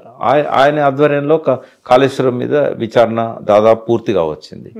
సరే, నరసింహారెడ్డి గారు కొన్ని తొందరపాటు మీడియా కాన్ఫరెన్స్లలో మాట్లాడడం వల్ల ఆయన సుప్రీంకోర్టే పక్కకు పెట్టింది. ఆయన ప్లేస్లో ఇంకో కమిషన్ వచ్చింది. ఇవి వేయడం అనేది ఆ ప్రజల్లో అనుమానాలు నివృత్తి చేస్తుంది. నిజంగానే కేసీఆర్ తిన్నడా తినలేదా, ఎలక్ట్రిసిటీ దానిలో కానీ ఇంట్లో కానీ అవి వేయడం అనేది నేను అప్రిషియేట్ చేస్తాను. ఇంకా కొన్ని డిసిషన్స్ ఆయన ఇంక ఇంప్లిమెంట్ చేయలేదు కానీ స్కిల్ యూనివర్సిటీ అని, అయితే కేటీఆర్ కూడా టాస్క్ అని పెట్టాడు. బట్ అది ఎవరు చేసినా మంచిదే, దానికి యూనివర్సిటీ రూపం వేయడం అనేది ఐ విల్ అప్రిషియేట్. తర్వాత హైయర్ ఎడ్యుకేషన్ కొంత కేసీఆర్ నిర్లక్ష్యం చేశారనేది ఉంది, కారణాలు ఏమైనా కావచ్చు. బట్ అక్కడ ఏంటంటే ఇప్పుడు శాతవాహన యూనివర్సిటీ ఉంది, లాస్ట్ 10 yearsలో ఒక్కడే ఒక ప్రొఫెసర్. అంటే మొత్తం యూనివర్సిటీలో ఒక్క ప్రొఫెసర్తోని నడుస్తాయా, అంత కాంట్రాక్ట్ పెట్టుకున్నారు. బట్ రేవంత్ ఏం చేశారంటే నోటిఫికేషన్ ఇచ్చి ముందు వీసీలు అందరిని పెట్టి ఆ వీసీల ఆధ్వర్యంలో కొంత రిక్రూట్మెంట్స్ కోసం ఏదో ప్రయత్నం జరుగుతుంది. హైయర్ ఎడ్యుకేషన్ కొంత ప్రోత్సాహం అనేది వచ్చింది. ఇవన్నీ కూడా సక్సెస్ స్టోరీలో ఉంటాయి. బట్ అనుకున్నంత కాకపోయినా ఓ 10% 20% ఒక ప్రయత్నము ఒక తపన అనేది కొంత కనబడుతూ ఉంది. ఫెయిల్యూర్స్ చాలా ఎక్కువ ఉన్నాయి. అంటే మనం సక్సెస్ను చూసినప్పుడు ఫెయిల్యూర్స్ కూడా చూడాలి. అంటే ప్రజల లోపల ఎందుకు ఒక అసహనం వస్తున్నది అని అంటే ఈ వీటి మీద మాట్లాడకుండా ఎంతసేపు కేసీఆర్ను కేటీఆర్ను హరీష్ను టార్గెట్ చేయడం ఏదైతుందో అది బాగా వినబుద్ధి కావడం లేదు, డ్యామేజ్ అవుతుంది. రేవంత్కు డ్యామేజ్ అవుతుంది, వాళ్ళకైతే లేదు. అయితే తను ఫోకస్ చేయాల్సింది ఇప్పుడు ఫెయిల్యూర్స్ విషయానికి వచ్చినప్పుడు ఏంటంటే ఎలక్ట్రిసిటీ డిపార్ట్మెంట్లో మళ్ళీ పవర్ కట్స్ స్టార్ట్ అయినాయి. సరే, అంతకుముందున్నట్టు పవర్ హాలిడే వేయాల్సిన పరిస్థితి రాకపోయినా కూడా రోజులో 1 గంట పైన 2 గంటల పైన కూడా వెంటనే కేసీఆర్ను గుర్తు చేసుకుంటారు. కేసీఆర్ అప్పుడు పవర్ కట్స్ లేవు, ఇప్పుడు స్టార్ట్ అయినాయని. అది ఎందుకు జరుగుతుందో కూడా చెప్పగలుగుతాను నేను. కేసీఆర్ ఏం చేశాడు, 10 ఏళ్ళు విద్యుత్ శాఖలో అనుభవం ఉన్న వాళ్ళను, రిటైర్డ్ వాళ్ళనే వాళ్ళ చేతికి అప్పచెప్పాడు. వాళ్ళకి ఏం జరుగుతుంది, ఎక్కడ ఏమవుతుంది మొత్తం అవగాహన ఉంటుంది. వాళ్ళు బాధ్యతతో పనిచేస్తారు. ఎందుకంటే పవర్ కట్ లేకుండా చూసే బాధ్యత మీది, మీ మీదనే పెడుతున్నా, మీకు ఎంత డబ్బు కావాలన్నా ఇవ్వడానికి సిద్ధంగా ఉన్నా. బట్ తర్వాత ఏమైందంటే ఈయన ఐఏఎస్లను తీసుకొచ్చి పెట్టాడు. ఐఏఎస్లో ప్రతి రంగం మీద అవగాహన ఉండడం కష్టం. అవగాహన వచ్చే లోపలనే ఆ డ్యామేజ్ స్టార్ట్ అవుతుంది. మళ్ళీ అందులో 4 మార్చాల్సి వచ్చింది 1 yearలో, ఇది సిఎండీలను. ఇవన్నీ కూడా ఆ కరెక్ట్ పవర్ కట్స్కి ఒక కారణం. రెండోది దానికి ఇవ్వాల్సిన డబ్బులు కూడా ఇప్పుడు సబ్సిడీ పవర్, ఇంకోటి 200 యూనిట్లు ఫ్రీ అని చెప్పాడు, అది సరిగ్గా ఇంప్లిమెంట్ అయితలేదు. మొత్తం అందరికీ అమలు అయితలేదు. 70% ఏదో పాజిటివ్ వచ్చింది, బట్ 60%కే అది ఆ 200 యూనిట్లు ఫ్రీ అనేది అమలు అవుతున్నది.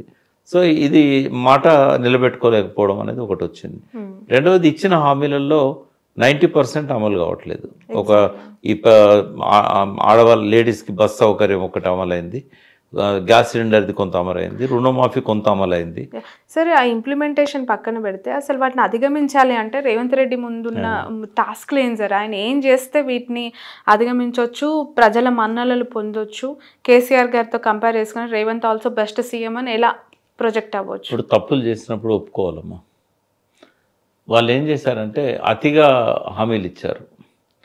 ఇప్పుడు ప్రజలు ఇంకా 4 ఏళ్ళు ఆశతో చూసేదానికంటే బడ్జెట్ మీద మాకు అవగాహన లేక మేము ఇవన్నీ చెప్పాము, ఇవి మేము చేయలేము బికాజ్ ఆఫ్ బడ్జెట్.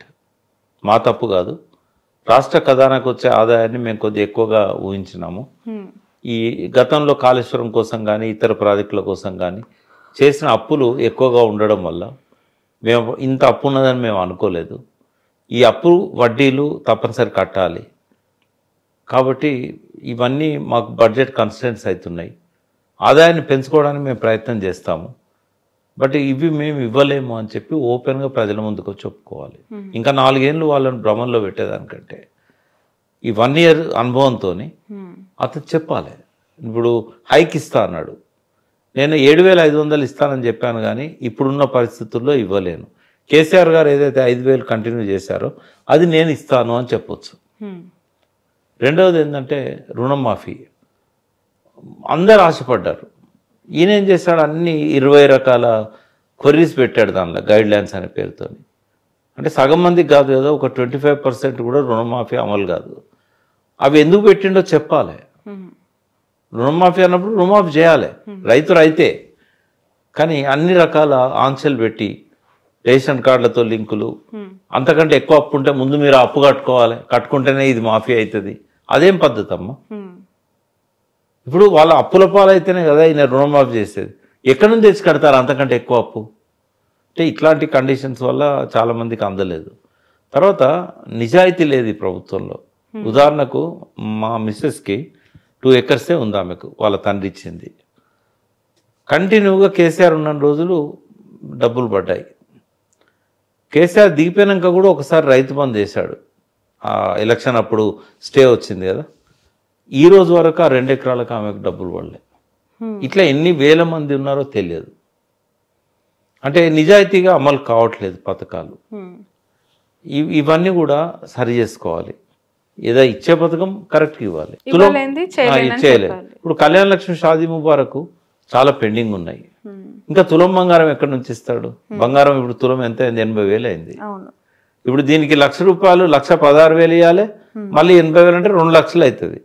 అది నేను బడ్జెట్ మీద అవగాహన లేక నేను చెప్పాను. తప్పు ఒప్పుకోవడంలో తప్పు లేదమ్మా, నా అవగాహన లోపం వల్ల మేము చేసాము, కాంగ్రెస్ పార్టీ ఇచ్చింది, ఇది మేము చేయలేకపోతున్నామని చెప్పాలి నిజాయితీగా. అంటే ఏం కాదు, ఒక్క అడుగు వెనక్కి తగ్గితే ఏమవుతుంది?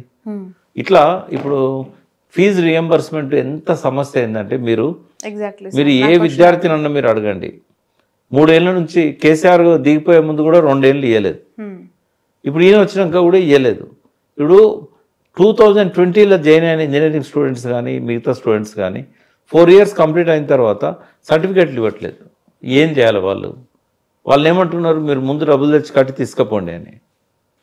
ఇప్పుడు వాళ్ళు కట్టిన తర్వాత మళ్ళీ వాళ్ళకి వస్తుందో రాదో తెలియదు, వీళ్ళ అకౌంట్లో జమ అవుతాయి కానీ వాళ్ళకి మళ్ళీ ఇవ్వరు. వాళ్ళు పోయి అడగరు, వాడు ఎక్కడో ఉంటాడు, ఆస్ట్రేలియాలో ఉంటాడు, యూరోప్లో ఉంటాడు, మళ్ళీ వచ్చి అడుగుతాడు వాడు, నేను కట్టిన డబ్బులు నాకు ఇవ్వండి, మీకు వచ్చినాయని చెప్పి. అంటే ఇట్లాంటి ఇప్పుడు అవుట్ గోయింగ్ స్టూడెంట్స్కి తొందరగా హెల్ప్ చేయాలి. కనీసం ఇక ముందు ఎట్లున్నా రియంబర్స్మెంట్ ఇచ్చేయాలి. ఒకవేళ నీ దగ్గర శక్తి లేదనుకో, ఇప్పటి నుంచి నేను ఇవ్వను అని చెప్పాలి. ఎవరు ఎక్స్పెక్ట్ చేయరు, డబ్బు నోడు చదువుకుంటారు లేకపోతే చదువుకోడు. ఇట్లాంటివన్నీ చేయాల్సిన అవసరం ఉంటుంది. సాగునీటికి సంబంధించినంత వరకు కూడా చాలా ప్రాజెక్టులు దాదాపు పూర్తయినాయి. ఇప్పుడు మేడిగడ్డను ఈ కేసీఆర్ని తిట్టడం మానేసి మేడిగడ్డ రిపేర్ చేస్తే రేవంత్ రెడ్డికి 4 కాలాల పాటు మంచి పేరు వస్తుంది. ఎందుకంటే యాసంగి పంటలకు నీళ్లు వస్తాయి. పాలమూరు రంగారెడ్డి నేను ఈ మట్టిలో పుట్టాను, రేపు సచ్చినా ఇక్కడనే కలుస్తానని కేసీఆర్ డైలాగును ఎప్పటికీ కాపీ చేసి రిపీటెడ్గా చెప్తున్నాడు. నువ్వు పాలమూరు రంగారెడ్డికి ఏం చేయలేకపోయినావు 1 year నుంచి. దాన్ని ముందుకు తీసుకెళ్ళు, ఎప్పుడన్నా కానీ అది దాన్ని ముందు తీసుకెళ్ళు. ఆల్రెడీ పంపులు ఉన్నాయమ్మా, 4 పంపులు పెట్టారు, వాటిని చేయించవచ్చు కదా. డిండి ప్రాజెక్ట్ అట్లాగే ఉంది, ఎస్ఎల్బిసి కంప్లీట్ చేయడానికి. రేవంత్ రెడ్డి గారికి చుట్టూ ఉన్న సలహాదారుల సలహాలు తీసుకోవట్లేదా, అసలు లేరా?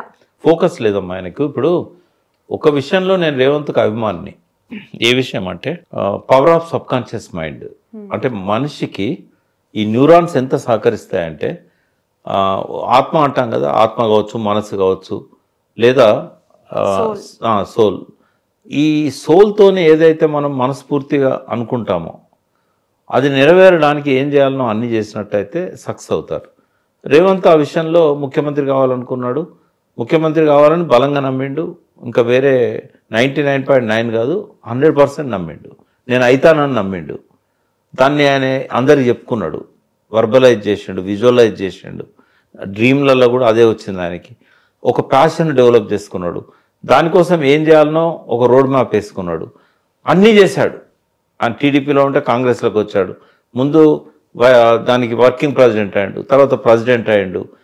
ఎన్ని కష్టాలను పడవచ్చు, అనెతికలు ఉండొచ్చు, ఎతికలు ఉండొచ్చు, బట్ నువ్వు అన్న దారికి ముఖ్యమంత్రి దాకా ఎదిగినవు. ఇదే ప్యాషను. నేను ఈ ప్రాబ్లమ్స్ అన్ని ఓవర్కమ్ కావాలి, నేను ఆదాయాన్ని పెంచుకోవాలి, నేను పెండింగ్ ప్రాజెక్టులను పూర్తి చేయాలి అని ఈ లైన్లో కనుక ఆయన ఆలోచించినట్టయితే ఖచ్చితంగా సక్సెస్ అయ్యేవాడు ఇప్పటికైనా. కానీ ఆయన ప్రయారిటీస్ మారిపోయినాయి. ముఖ్యమంత్రి కావడానికి పడ్డంత తపన కానీ కష్టం కానీ ఎప్పుడు ఆయనే అంటాడు, ప్రకృతి సహకరిస్తుంది, నేను గట్టిగా బలంగా నమ్ముతే అని. మరి బలంగా నమ్మినప్పుడు నీకు ప్రకృతి సహకరించింది, నేను ముఖ్యమంత్రిని చేసింది అనూహ్యంగా. బట్ నువ్వు ఇవి ఎందుకు చేయాలని బలంగా అనుకోవడం లేదు. నీ ప్రయారిటీస్ మారిపోయినాయా అంటే 2 ఉంటాయి ఇక్కడ. ఆయన ఫోకస్ చేయకపోవడము, ప్యాషన్గా ఆలోచించకపోవడం, ప్యాషనేట్గా. మూడోది ఏంటంటే దానికి ఇవ్వాల్సినంత. ఇప్పుడు ఉదాహరణకు చిన్న ఒక్క ఫోన్ కాల్తోని రేవంత్ రెడ్డి కనుక చంద్రబాబు నాయుడు ఫోన్ చేసి, నాగార్జున సార్ మీద లాస్ట్ November 30 ఎలక్షన్ రోజు, పోలింగ్ రోజు ఆంధ్ర పోలీసులు వచ్చారు, అవసరం లేదు, మీరు తొలగించండి అని ఒక ఫోన్ కాల్ చేస్తే చంద్రబాబు నాయుడు కన్సిడర్ చేయడం. మరి ఏడాది నుంచి నువ్వు ఆయన కలిసినావు కూడా, మరి ఎందుకు నువ్వు నాగార్జున సార్ నుంచి పోలీసులను విడ్రా చేయట్లేదు? ఇంకొక ఫోన్ కాల్ చేసి రాయలసీమ ఎత్తిపోతుల పథకాన్ని ఆపండి, అది జగన్ స్టార్ట్ చేశాడు, అది తెలంగాణకు డెట్రిమెంటల్, మీరు అది ఎన్జిటి స్టే ఇచ్చింది, లీగల్గా తీసుకుపోండి కానీ ఇల్లీగల్గా తీసుకుపోద్దని ఒక మాట రేవంత్ రెడ్డి చెప్తే, రాయలసీమ పథకం అర్ధరాత్రి పూట రహస్యంగా ఎందుకు చేసుకుంటారు? ఆగుతుంది కదా. ఎన్జిటి పోయి కూడా కమిటీ రిపోర్ట్ ఇచ్చింది పనులు నడుస్తున్నాయని, దాన్ని ఆపలేడా ముఖ్యమంత్రిగా? శ్రీశైలాన్ని ఖాళీ చేస్తున్నారు, ఎందుకు ఆపలేకపోయినావు? కేఆర్ఎంబి ఉంది కదా, కేఆర్ఎంబి దగ్గర శ్రీశైలాన్ని ఈ నీటిని పోతిరెడ్డిపాడు ద్వారా యథేచ్ఛగా తీసుకుపోతున్నారు, కండలేరు, సోమశిల అన్ని నింపుకుంటున్నారు, దాన్ని ఎందుకు ఆపలేకపోతున్నావు? అంటే ఇవన్నీ చేయగలిగే పనులు, దానికేం డబ్బులు అక్కర్లేదు. ఇంకోటి చేయకూడని పనులన్నీ చేస్తున్నాడు. టీఎస్ తీసేసి టీజీ చేశాడు, అవసరమే లేదు, ఒకసారి ఎస్టాబ్లిష్ అయింది. తెలంగాణ తల్లి కిరీటం తీసేస్తున్నాడు, అవసరమా? ఎస్టాబ్లిష్ అయింది కదా. 2007 తెలంగాణ తల్లి జన్మదినం, ఆయన పుట్టింది. కేసీఆర్ మైండ్లో నుంచి వచ్చి బిఎస్ రాములు లాంటి వాళ్ళ కృషితోని 2007 November 15 మొట్టమొదటి విగ్రహం తెలంగాణ భవన్లో పెట్టింది టీఆర్ఎస్ ఆధ్వర్యంలో. అంతకుముందు గోదావరిఖంలో ఈశ్వర్ గారు పెట్టారు. సో చాలా కష్టపడి ఎంతోమంది మేధావులు 2-3 సార్లు మీటింగ్స్ పెట్టుకొని 100 గంటలు దాని మీద శ్రమించి ఒక రూపాన్ని ఇచ్చారు. తల్లి దేవతా రూపంగా ఉండాలి, ఆ విగ్రహంలో మార్పులు ఇవన్నీ పెద్దగా అవసరం లేదు. ఇంకోటి, రాజీవ్ గాంధీ మీద ఎంత ప్రేమ ఉన్నా కూడా తెలంగాణ తల్లి కోసం ఒక స్థలం పెట్టారు, అందులో రాజీవ్ గాంధీ విగ్రహాన్ని పెట్టాడు.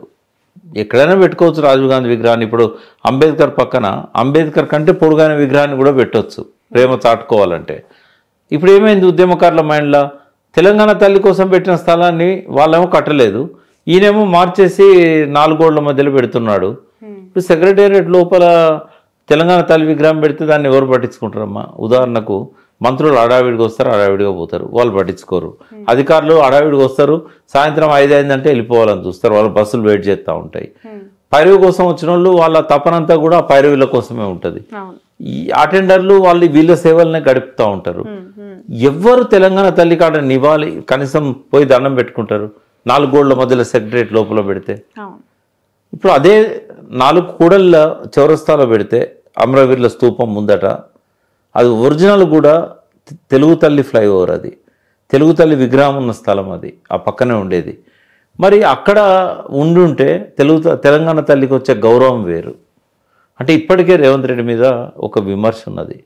అతను ఎన్నడూ తెలంగాణ ఉద్యమంలో పాల్గొనలేదు, తెలంగాణ సెంటిమెంట్ను గౌరవించలేదు, ఉద్యమకారుల మీద తుపాకు తీశాడు, ఎన్నడూ జై తెలంగాణ అనలేదు, ఎన్నడూ అమరవీరుల స్తూపం దగ్గర పోయి దండం పెట్టలేదు. ఈయన తెలంగాణ వ్యతిరేక సమైక్యవాద పార్టీలో పనిచేసిండు. ఇదైతే మారదమ్మా చరిత్ర. ఎవరు రేపు తెలంగాణ ఉద్యమకారుడని రేవంత్ రెడ్డిని అనరు. కనీసము ఉద్యమకారులల్లో ప్రజలల్లో ఈ ఫీలింగ్ పోవాలంటే ఇటువంటి పనులు చేయకూడదమ్మా. ఆ గౌరవాన్ని కంటిన్యూ చేస్తే కనీసం రేవంత్ రెడ్డి మారిపోయాడు, తెలంగాణ పట్ల కొంచెం గౌరవంగా ఉన్నాడు.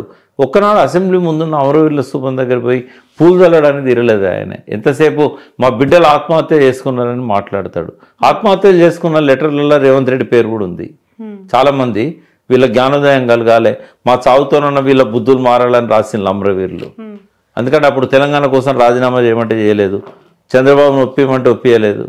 ఇట్లాంటివి పోగొట్టుకోవాలి, తన మీద ఉన్న నెగిటివ్ ముద్రల్ని పోగొట్టుకోవాలి. Right. At the same time అధిగమించాలంటే రేవంత్ రెడ్డి గారు ఆర్థికంగా రాష్ట్రం వెనకబడింది, దాన్ని ముందుకు తీసుకెళ్ళాలి, లేదంటే రేవంత్ రెడ్డి గారికి రాష్ట్రాన్ని ముందుకు తీసుకెళ్ళడానికి కొన్ని అమూల్యమైన సలహాలు ఇవ్వాలి అనుకుంటే ఏం చేయొచ్చు? ఫస్ట్ ఏంటంటే ప్రతిభను గౌరవించాలన్నమ్మ. ఇప్పుడు కేసీఆర్ ఆయన ఉద్యమకారునిగా సక్సెస్ అయ్యిండు, ఆయన పరిపాలకునిగా కూడా సక్సెస్ అయ్యిండు. సరే కొన్ని లోపాలు ఉండొచ్చు, అహంకారం కావచ్చు, ఇంకోటి కావచ్చు. బట్ ఆయన చేసిన మంచి పనుల విషయంలో నెగిటివ్ చేసే విధంగా మాట్లాడొద్దు, ఎందుకంటే ప్రజలు ఆశ్రయించుకుంటారు. ఆయన 100 ఏళ్ళు వెనుకో తీసుకుపోయాడని చెప్పడం ఇట్లాంటివి తప్పది. గౌరవించడం నేర్చుకోవాలి. తనకంటే సీనియరు, తెలంగాణ ప్రజలు గౌరవించిన వ్యక్తి. విమర్శలు చేసేటప్పుడు ఆ వాస్తవం ఆధారంగా ఉండాలి అది. సెకండ్ ఏంటంటే ప్రతిపక్షాలు ఇచ్చే సూచనలను సలహాలను ఎద్దేవా చేయకూడదు. అది హరీష్ రావు ఇచ్చినా, కేటీఆర్ ఇచ్చినా, బీజేపీ ఒకడే ఎమ్మెల్యే ఉన్న రాజాసింగ్ ఇచ్చినా వాటిని పాజిటివ్గా తీసుకోవాలి. మేము చేస్తామని చెప్పాలి, చేయాలి కూడా. మూడవది వ్యక్తిగతంగా తన భాషను మార్చుకోవాలని ముందే చెప్పాను. ఇంకోటి ఏంటంటే కలెక్టివ్గా క్యాబినెట్ ముందు తీసుకుపోయే క్రమంలో అది బయటికి కూడా రిఫ్లెక్ట్ కావాలి, కనబడాలి. నిజంగానే ఆయన లోపల తీసుకుపోతున్నాడో లేదో మనకు తెలియదు. క్యాబినెట్ అన్నీ కూడా సీక్రెట్గా ఉంటాయి. నాలుగవది ఏంటంటే ఆర్థిక వనరులను పెంచుకోవాలమ్మా. ఇప్పుడు ఇదే చాలా పెద్ద పాయింట్. ఇందాక నేను చెప్పాను కొన్ని హామీలను ఉపసంహరించుకోవాలని చెప్పాను. ఇప్పుడు ఏం చేయాలంటే ప్రజలు ఎంతసేపు ఏం చేస్తారంటే ఈయన ఏం డెవలప్ చేస్తానని చూడరు. మాకు నెలకు పెన్షన్ వచ్చిందా రాలేదా. సరే ఉద్యోగస్తులకు ఈయన పర్ఫెక్ట్గా ఇస్తున్నాడు, అది అప్రిషియేట్ చేద్దాం. రిటైర్ అయిన వాళ్ళకు కూడా 5వ తారీఖు వరకు పెన్షన్ వస్తుంది, వాళ్ళ ఏరియర్స్ వస్తున్నాయి. కానీ ఈ పెన్షన్స్ ఏవైతే ఆసరా పెన్షన్స్ 20-21 తారీఖు వరకు కూడా వస్తలేవమ్మా. ఇప్పుడు వాళ్ళకి ఏ సహాయం లేదు, నిస్సహాయులు కాబట్టే కదా ఆసరా పెన్షన్లు ఇచ్చేది. వాళ్ళ విషయంలో మాత్రం అన్యాయం జరుగుతూ ఉంది. వాళ్ళకు ఒంటరి స్త్రీలు కానీ వీళ్ళందరికీ 21st కాదు 1st తారీఖు పెన్షన్లు పడాలి. ఇట్లాంటివన్నీ చేయాలి. తర్వాత పెండింగ్లో ప్రాజెక్టులు ఉన్నాయి, వెంటనే రిజల్ట్ వచ్చే విధంగా. అంటే ఇప్పుడు ఈ సంవత్సరం అంతా అదనంగా 1 ఎకరం కూడా సాగులోకి రాలే, ఎందుకంటే డబ్బు లేదు కాబట్టి పెట్టలేదు. నెక్స్ట్ ఇయర్ అన్నా ప్రయారిటైజ్ చేసి కొన్ని చిన్న అంటే ఇప్పుడు ఉదాహరణ కాళేశ్వరం నెట్వర్క్ ఉంది, కాళేశ్వరం విమర్శించడం మానేసి ఆ మేడిగడ్డను కంప్లీట్ చేసుకొని వాళ్ళే చేస్తాను, ఎలాంటి వాళ్ళే చేస్తామన్నది, నేను డబ్బులు ఇవ్వాల్సిన అవసరం లేదు, ఎంబడిపడా చేయించి కేసీఆర్ చేసింది కాబట్టి నేను దాన్ని ముట్టను అనకుండా ఆ నీళ్ళని లిఫ్ట్ చేసుకొని, లేదా నువ్వు కట్టదలుచుకున్న తుమ్మిడాటినైనా కట్టి, ఈ తుమ్మిడాటి మీద ఇంతకాలం నుంచి మాట్లాడుతున్నాడు, రూపాయి ఇవ్వలేదు, సర్వే కూడా కాలేదు, వ్యాప్కోస్ వాళ్ళతోనో ఇంకోరితోనో ప్రపోజల్ కూడా ఇప్పటి వరకు ఏం చేయలేదు. అంటే మాటలు తగ్గియాలి. విమర్శ ఉన్నది, మాటలేమో కోటలు దాటుతున్నాయి, చేతలేమో ముఖ్యమంత్రి చాంబర్ దాటట్లేదు అని, అది పోగొట్టుకోవాలి. తర్వాత ఇవన్నీ ఉన్నాయి. వీటితో పాటు ఆర్థిక వనరులను ఎట్లా పెంచుకోవాలనుకున్నప్పుడు మాలాంటి వాళ్ళను అంటే తెలంగాణ పూర్తి అవగాహన ఉన్న వాళ్ళని, తెలంగాణలో ఉన్న ప్రాజెక్ట్స్ కానీ ప్రజల జీవన విధానం పట్ల కానీ రకరకాల అంశాలలో నా చక్రపాణి గారు ఉన్నారు, నేను అల్లం నారాయణ గారు ఉన్నారు. సరే మేమంతా టీఆర్ఎస్ గవర్నమెంట్లో బాధ్యతల్లో ఉన్నా కూడా మేము తెలంగాణ బాధులం. మేము ఒక పార్టీకి కొమ్ము కాసే వాళ్ళం కాదు, ఒక నాయకునికి ఊడిగం చేసే వాళ్ళం అసలే కాదు. ఎందుకు పిలుచుకోకూడదు? ఉస్మానియా ప్రొఫెసర్స్ ఉన్నారు, మేధావులు చాలామంది ఉన్నారు తెలంగాణలో. మేధావులకు ఏం కొరత లేదు, వాళ్ళంతా ఉద్యమాలలో పాల్గొన్న మేధావులు. హరగోపాల్ సార్ అన్నాడు, ఒక్క కోదండరామును పెట్టుకున్నాడు. మరి ఆయన సలహాలు ఎంతవరకు ఇస్తున్నాడో, ఈయన ఎంతవరకు పాటిస్తున్నాడో మనకైతే తెలియదు. ఆయన కొన్ని చేయలేకపోయింది, కిరీటాలు ఆపలేకపోయాడు కోదండరామ్ గారు. సరే ఏదన్నా కానివ్వండి, ఇప్పుడు 6 మంత్రి పదవులు ఖాళీగా ఉన్నాయి. నువ్వు ఇస్తావని చెప్పి చాలామంది చూస్తున్నారు, కోదండరామ్ గారికి ఎడ్యుకేషన్ మినిస్టర్ ఇస్తారని. కోదండరామ్ గారికి ఇచ్చినా ఇంకొకరికైనా 6 ఖాళీలు ఎందుకు పెట్టుకోవాలి? ఒక్క మినిస్టరే ఎందుకు ఇన్ని బాధ్యతలు తీసుకోవాలి? ఇట్లాంటి విషయాలన్నీ కూడా ఆయన చేసుకోవాల్సిన అవసరం ఉంది. తర్వాత తన ప్రవర్తనను కూడా తను డయాగ్నోస్ చేసుకోవాలి. నేను చేసేది ప్రజలు ఎంతవరకు రిసీవ్ చేసుకుంటున్నారు. ఈ అబద్ధాలు చెప్పాల్సిన అవసరం ఆయనకు అస్సలే లేదు ఇప్పుడు. ఎందుకంటే లోకల్ బాడీ సెలక్షన్లు వస్తున్నాయి, అక్కడ నాయకుడిని చూసేస్తారు కానీ రేవంత్ రెడ్డిని చూసి పార్టీని చూసి ఓట్లు వేయరు ఏ సర్పంచ్కి కూడా. కాబట్టి తన ప్రవర్తనలో మాత్రం 360 degrees మార్పు తీసుకొచ్చుకోవాలి. మంచి ముఖ్యమంత్రిగా ఎదగాలని కోరుకునేటువంటి నేను. ఓకే.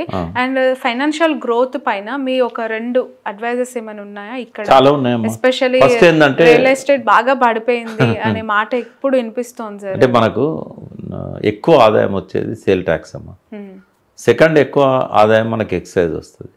అది ఎక్సైజ్ వాంఛనీయం కాకపోయినా రాను ఏం చేయాలంటే మిగతా సెక్టర్స్లలో ఇన్కమ్ పెంచుకుంటూ ఎక్సైజ్ తగ్గియాలి. ఎందుకంటే ప్రజారోగ్యం మీద చాలా భారం పడుతుంది. ఇక్కడేమో తాగడాన్ని ఎంకరేజ్ చేయడం, మళ్ళీ ఆరోగ్యశ్రీ పేరు మీద 1000 కోట్లు ఇవ్వడం అవసరమా? అది ఆటోమేటిక్గా తగ్గిపోతుంది. ఈ తాగుడు బంద్ చేస్తే తగ్గిపోతుంది. కాబట్టి ఎక్సైజ్ ఒకటి, సేల్స్ ట్యాక్స్ ఒకటి, తర్వాత రియల్ ఎస్టేట్ ఒకటి, అంటే రిజిస్ట్రేషన్స్, ఇవన్నిటి ద్వారా ఆదాయం వస్తుంది. అంటే వీటి విషయంలో అగ్రికల్చర్ ఇట్లాంటి కొన్ని, అంటే జిఎస్టీ ఇట్లాంటి పెరగడము, ప్రతి ప్రోడక్ట్ అమ్మినప్పుడు జిఎస్టీ వస్తుంది. అయితే ఇక్కడ ఏం జరుగుతుందంటే అనార్గనైజ్డ్ సెక్టర్ ఎక్కువ ఉందమ్మా ఇలా. అంటే ట్యాక్స్ కలెక్ట్ అయ్యే వాటికంటే ట్యాక్స్ కలెక్ట్ కాని సెక్టర్ చాలా పెద్దది. ఇప్పుడు ఉదాహరణకు స్ట్రీట్ వెండర్స్ ఉన్నారు, ఎవరైనా ట్యాక్స్ కడతారు? మీరు కూరగాయలు కొంటున్నారు, ట్యాక్స్ కడుతున్నారా? తర్వాత ఇంటి అద్దెకి ఇస్తారు, అది కూడా సర్వీసే కదా. ఇప్పుడు ట్యాక్స్ పడాలి కదా అక్కడ జిఎస్టీ. ఓనర్కు మీరు 10,000 రెంట్ కట్టారు, ఓనర్ 18%, 16%, 12%, 6% అన్న కనీసం ట్యాక్స్ కట్టాలి కదా. కడుతున్నారా? అంటే ఇప్పుడు అది కేంద్ర ప్రభుత్వం ఏదో ఈ మధ్య ఇంప్లిమెంట్ చేయాలని చూస్తున్నది. తర్వాత ఇట్లా ఇప్పుడు ఉదాహరణకు డొమెస్టిక్ వర్కర్స్ ఎంతమంది ఉన్నారమ్మా? లక్షల్లో ఉన్నారు. ప్రతి ఇంట్లో కొంచెం మంచిగా బతుకుతున్న వాళ్ళ ఇళ్ళల్లో గిన్నెలు గడడానికి, ఊడడానికి, వంట వాళ్ళు, ఇట్లాంటి వాళ్ళు ఉంటారు. వాళ్ళకి ఈ ప్రభుత్వం ఏమైనా చేస్తున్నదా? స్లమ్లలో ఉన్న వాళ్ళంతా అదే పని చేస్తారు. వీళ్లకు సోషల్ సెక్యూరిటీ ఇచ్చి, హెల్త్ ఇన్సూరెన్స్ ఇచ్చి, వాళ్ళ ఎంప్లాయర్ నుంచి కొంచెం వాడు ఇచ్చే 10,000 రూపాయలు ఇస్తాడు అనుకోండి, 10,000 రూపాయలలో ఒక 500 వాళ్ళ ఇన్సూరెన్స్ కోసం కట్టమని చెప్పొచ్చు కదా. 500 కాదు, 100 కట్టినా కూడా 1,200 అవుతుంది నెలకు, సంవత్సరానికి. ఇట్లా ఎంతమంది ఇంకోటి ఎన్రోల్ చేసుకోవాలి. ఇప్పుడు సింగపూర్లో పని మనిషి కావాలంటే ముందు గవర్నమెంట్కి అప్లై చేయాలి, దానికి ఒక వింగ్ ఉంటుంది డిపార్ట్మెంట్. అప్పుడు వాళ్ళు ఏం చేస్తారు? పర్మిషన్ ఇస్తారు. వీళ్ళు పని మనిషిని మెయింటైన్ చేసే స్థితిలో ఉన్నారా, వీళ్ళకు సాలరీ వస్తుందా, చేయగలుగుతారా లేదా, అప్పుడు వాళ్ళు పర్మిషన్ ఇస్తే వాళ్ళు ఇండియా నుంచో తమిళనాడు ఎక్కడి నుంచో పని మనిషిని తెప్పించుకుంటారు. తెప్పించుకున్నాక వాళ్ళు ఫస్ట్ వచ్చి జాయినింగ్ రిపోర్ట్ ఇవ్వాలి. ఇచ్చిన తర్వాత మానేయాలనుకున్నా, లీవ్ పెట్టాలనుకున్నా డిపార్ట్మెంట్కి చెప్పాలి, మళ్ళీ ఇండియాకి రావాలి 4 రోజులు. తర్వాత ఆ మనిషికి ఏ అన్యాయం జరిగినా గవర్నమెంట్ రిస్క్లోకి వస్తుంది, వాళ్ళకి ఇన్సూరెన్స్ ఉంటుంది.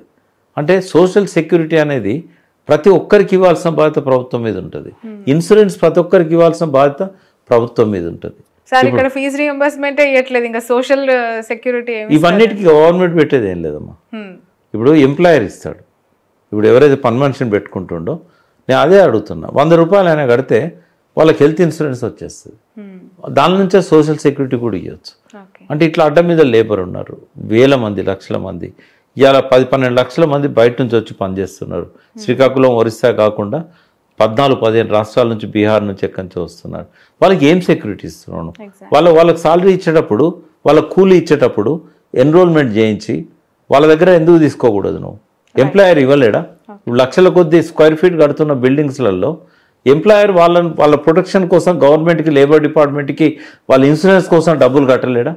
అంటే ఇది అంత ఇన్కమే కదమ్మా. ఇప్పుడు నేను చెప్పేటి రేవంత్ రెడ్డి కూర్చోబెట్టుకోమనండి, మేమంతా ఒక 10-15 మంది తెలంగాణ ఇంటెలెక్చువల్స్ బ్రహ్మాండంగా చెప్పగలుగుతాం. అంటే ఇప్పుడున్న ఆదాయానికి ఇంకొక 50,000 కోట్లు ఎట్లా పెంచగలుగుతాం అనేది చెప్పగలుగుతాం మేము. తర్వాత రియల్ ఎస్టేట్ విషయం మీరు అన్నారు కదా, అంటే అవగాహన లేక ఆయన 2 మాటలు మాట్లాడాడు.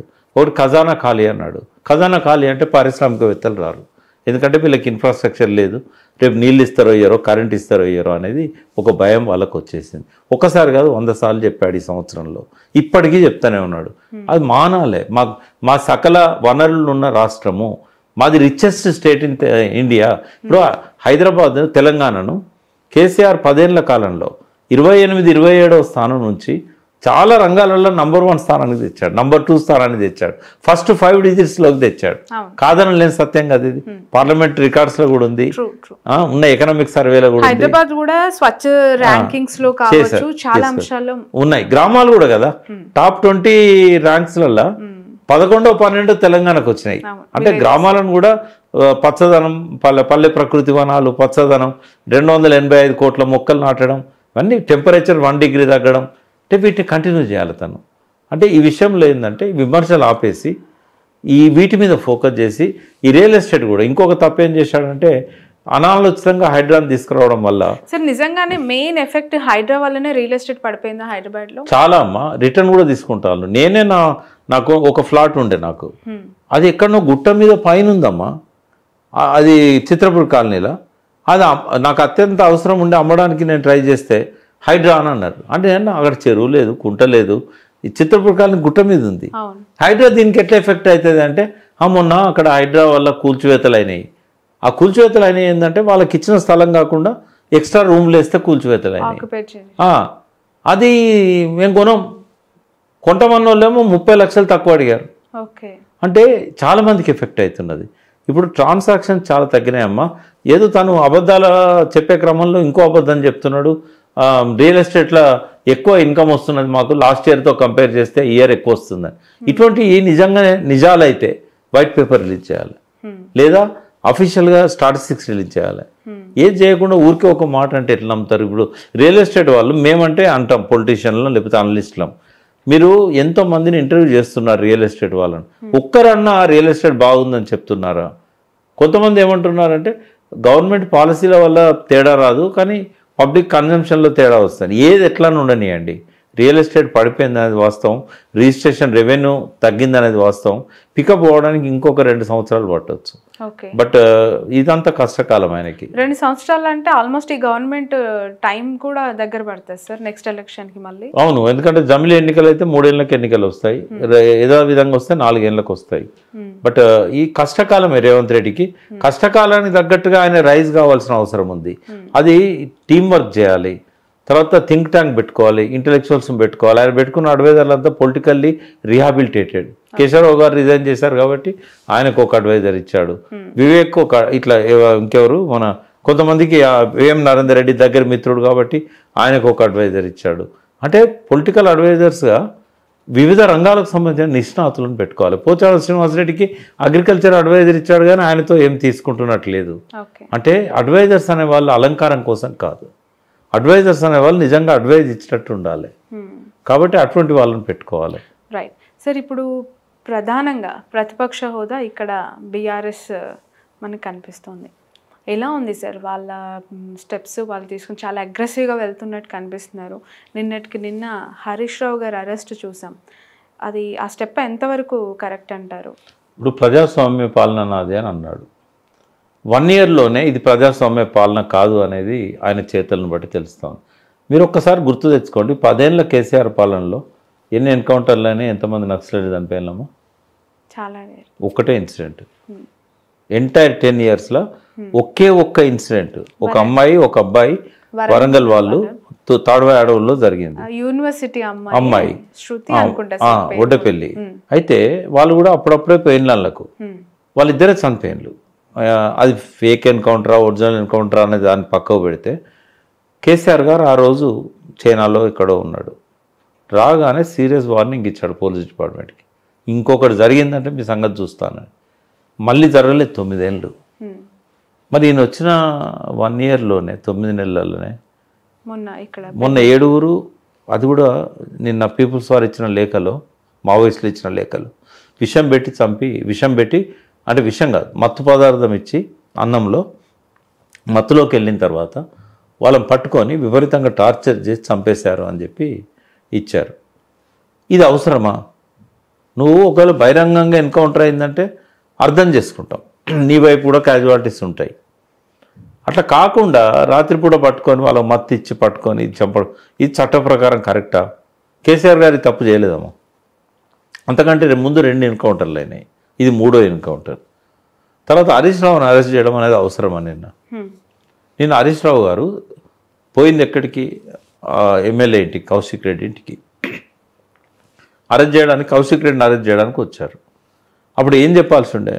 సార్ మేము కేసు రిజిస్టర్ అయింది, మీరు సహకరించండి, ఆయన అరెస్ట్ చేయాలనుకుంటున్నాం, మీరు తీసుకొచ్చి సరెండర్ చేసినా పర్లేదు మా దగ్గర, లేదా ఆయనంతటా ఆయన వచ్చినా పర్వాలేదు అని చెప్పి రిక్వెస్ట్ చేయాలి. ఆయన ఒక సీనియర్ మినిస్టర్, ఉద్యమకారుడు.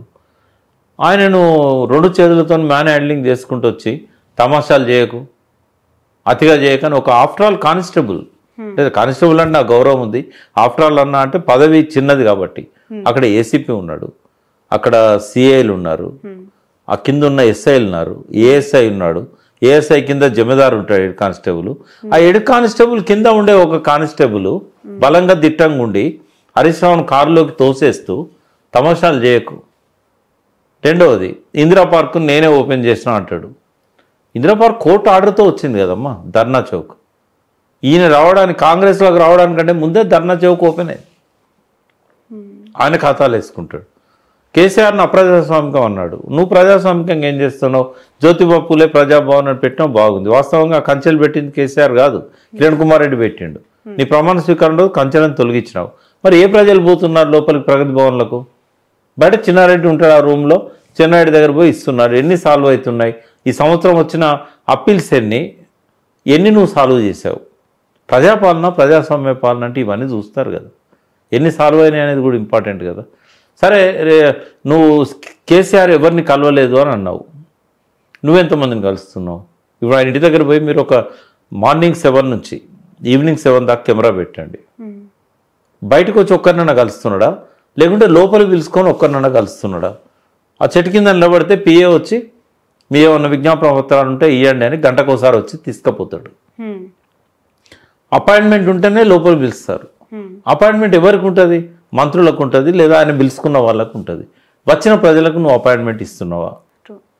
బహిరంగ సభలు కేసీఆర్ కూడా పెట్టాడు. పెద్దపల్లి ఆయన పెట్టినట్టు, పాలమూరులో పెట్టినట్టు కేసీఆర్ కూడా బహిరంగ సభలు పెట్టేవాడు. అంటే తేడా ఏముంది? నువ్వు ఎంతమందిని కలుస్తున్నావు? సెక్రటరియట్లో ఎంతమంది?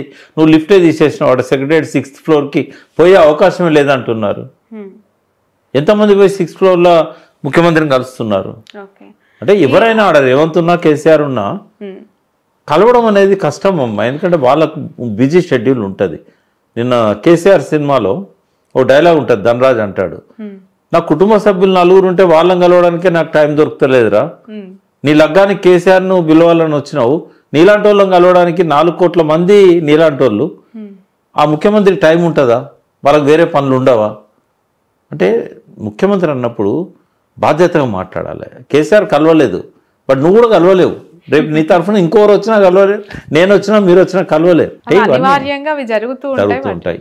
సరే, జనహిత అని ఒకటి ప్రగతి భవన్ పక్కన ఉంది, అలా 3 ఒకటి ప్రగతి భవన్, ఒకటి రెసిడెన్స్, ఇటు పక్కన జనహిత. జనహితలో తరచుగా సమావేశాలు పెట్టాలి ముఖ్యమంత్రి. చేనేతకారులు మళ్ళీ ఆత్మహత్యలు మొదలుపెట్టారు. వాళ్ళని పిలిచి ఏమవుతుంది, ఎందుకు ఆత్మహత్యలు మళ్ళీ అవుతున్నాయి, ఏం కావాలి మీకు, ఏం ప్రాబ్లం ఉంది? జనహిత అది పేరు మార్చుకోవాలంటే, కానీ జరగట్లేదు. రైతులు మళ్ళీ ఆత్మహత్యలు పెరిగినాయి, 565 మంది చనిపోయారు. ఇది ఒక నెగటివ్ సూచన, ఎందుకంటే 2014 నుంచి గ్రాడ్యువల్గా తగ్గుకుంటూ వచ్చినాయి, మళ్ళీ పెరుగుతున్నాయి. ఇవి ఎందుకు పెరుగుతున్నాయి? దాని మీద రీసెర్చ్ జరగాలి. టెక్స్టైల్ పార్క్ లాంటి ఇట్లాంటి చాలా వరకు వర్క్స్ ఆగిపోతూ ఉన్నాయి. మరి వాటిని ముందుకు నెట్టాలంటే ప్రభుత్వం చేసేది ఏం లేదు, వాళ్ళకి కావాల్సిన సౌకర్యాలు, పర్మిషన్లు ఇవ్వాలి.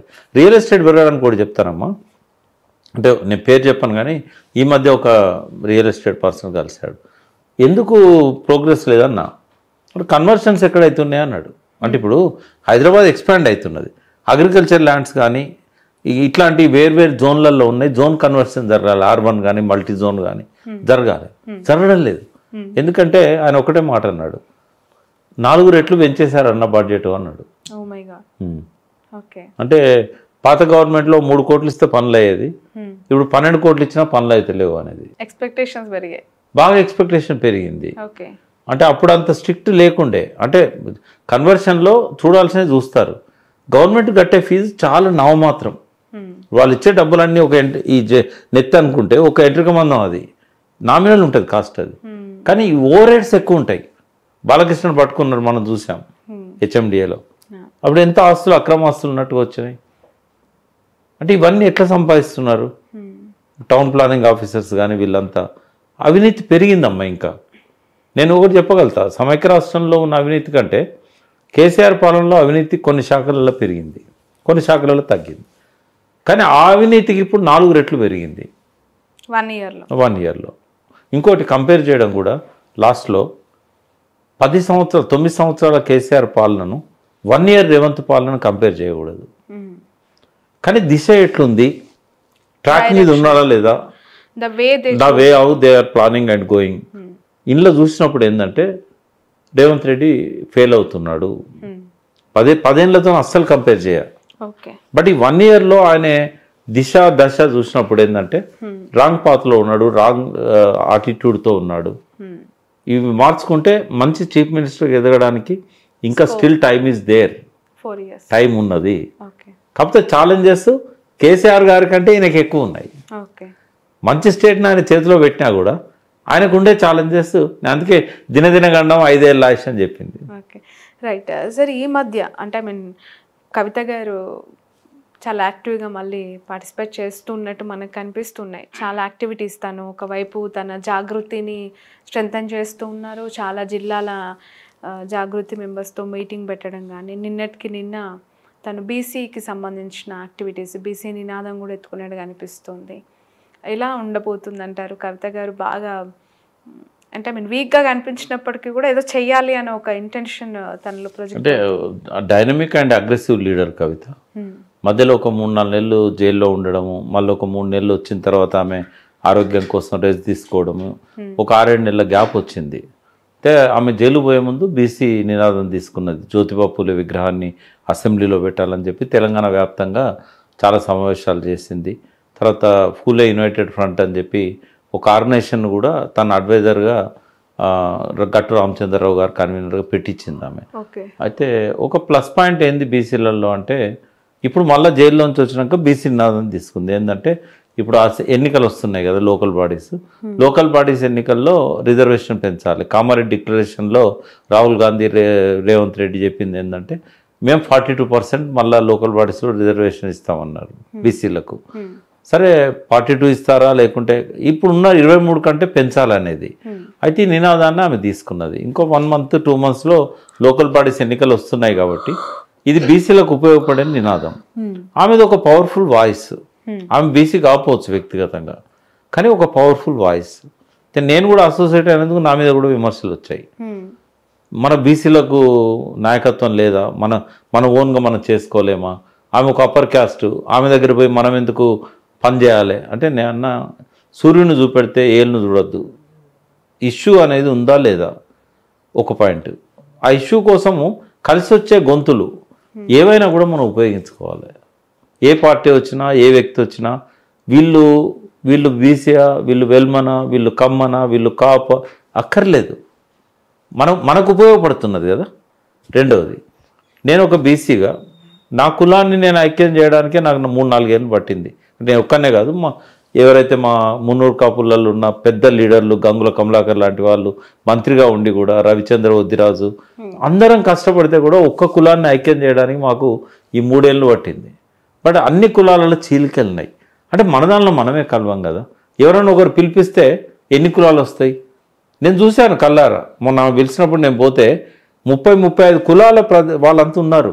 వాళ్ళు ఎవరు రాజకీయ నాయకులు కాదు, కుల సంఘాల నాయకులు, ఒక ఇండిపెండెంట్ పీపుల్.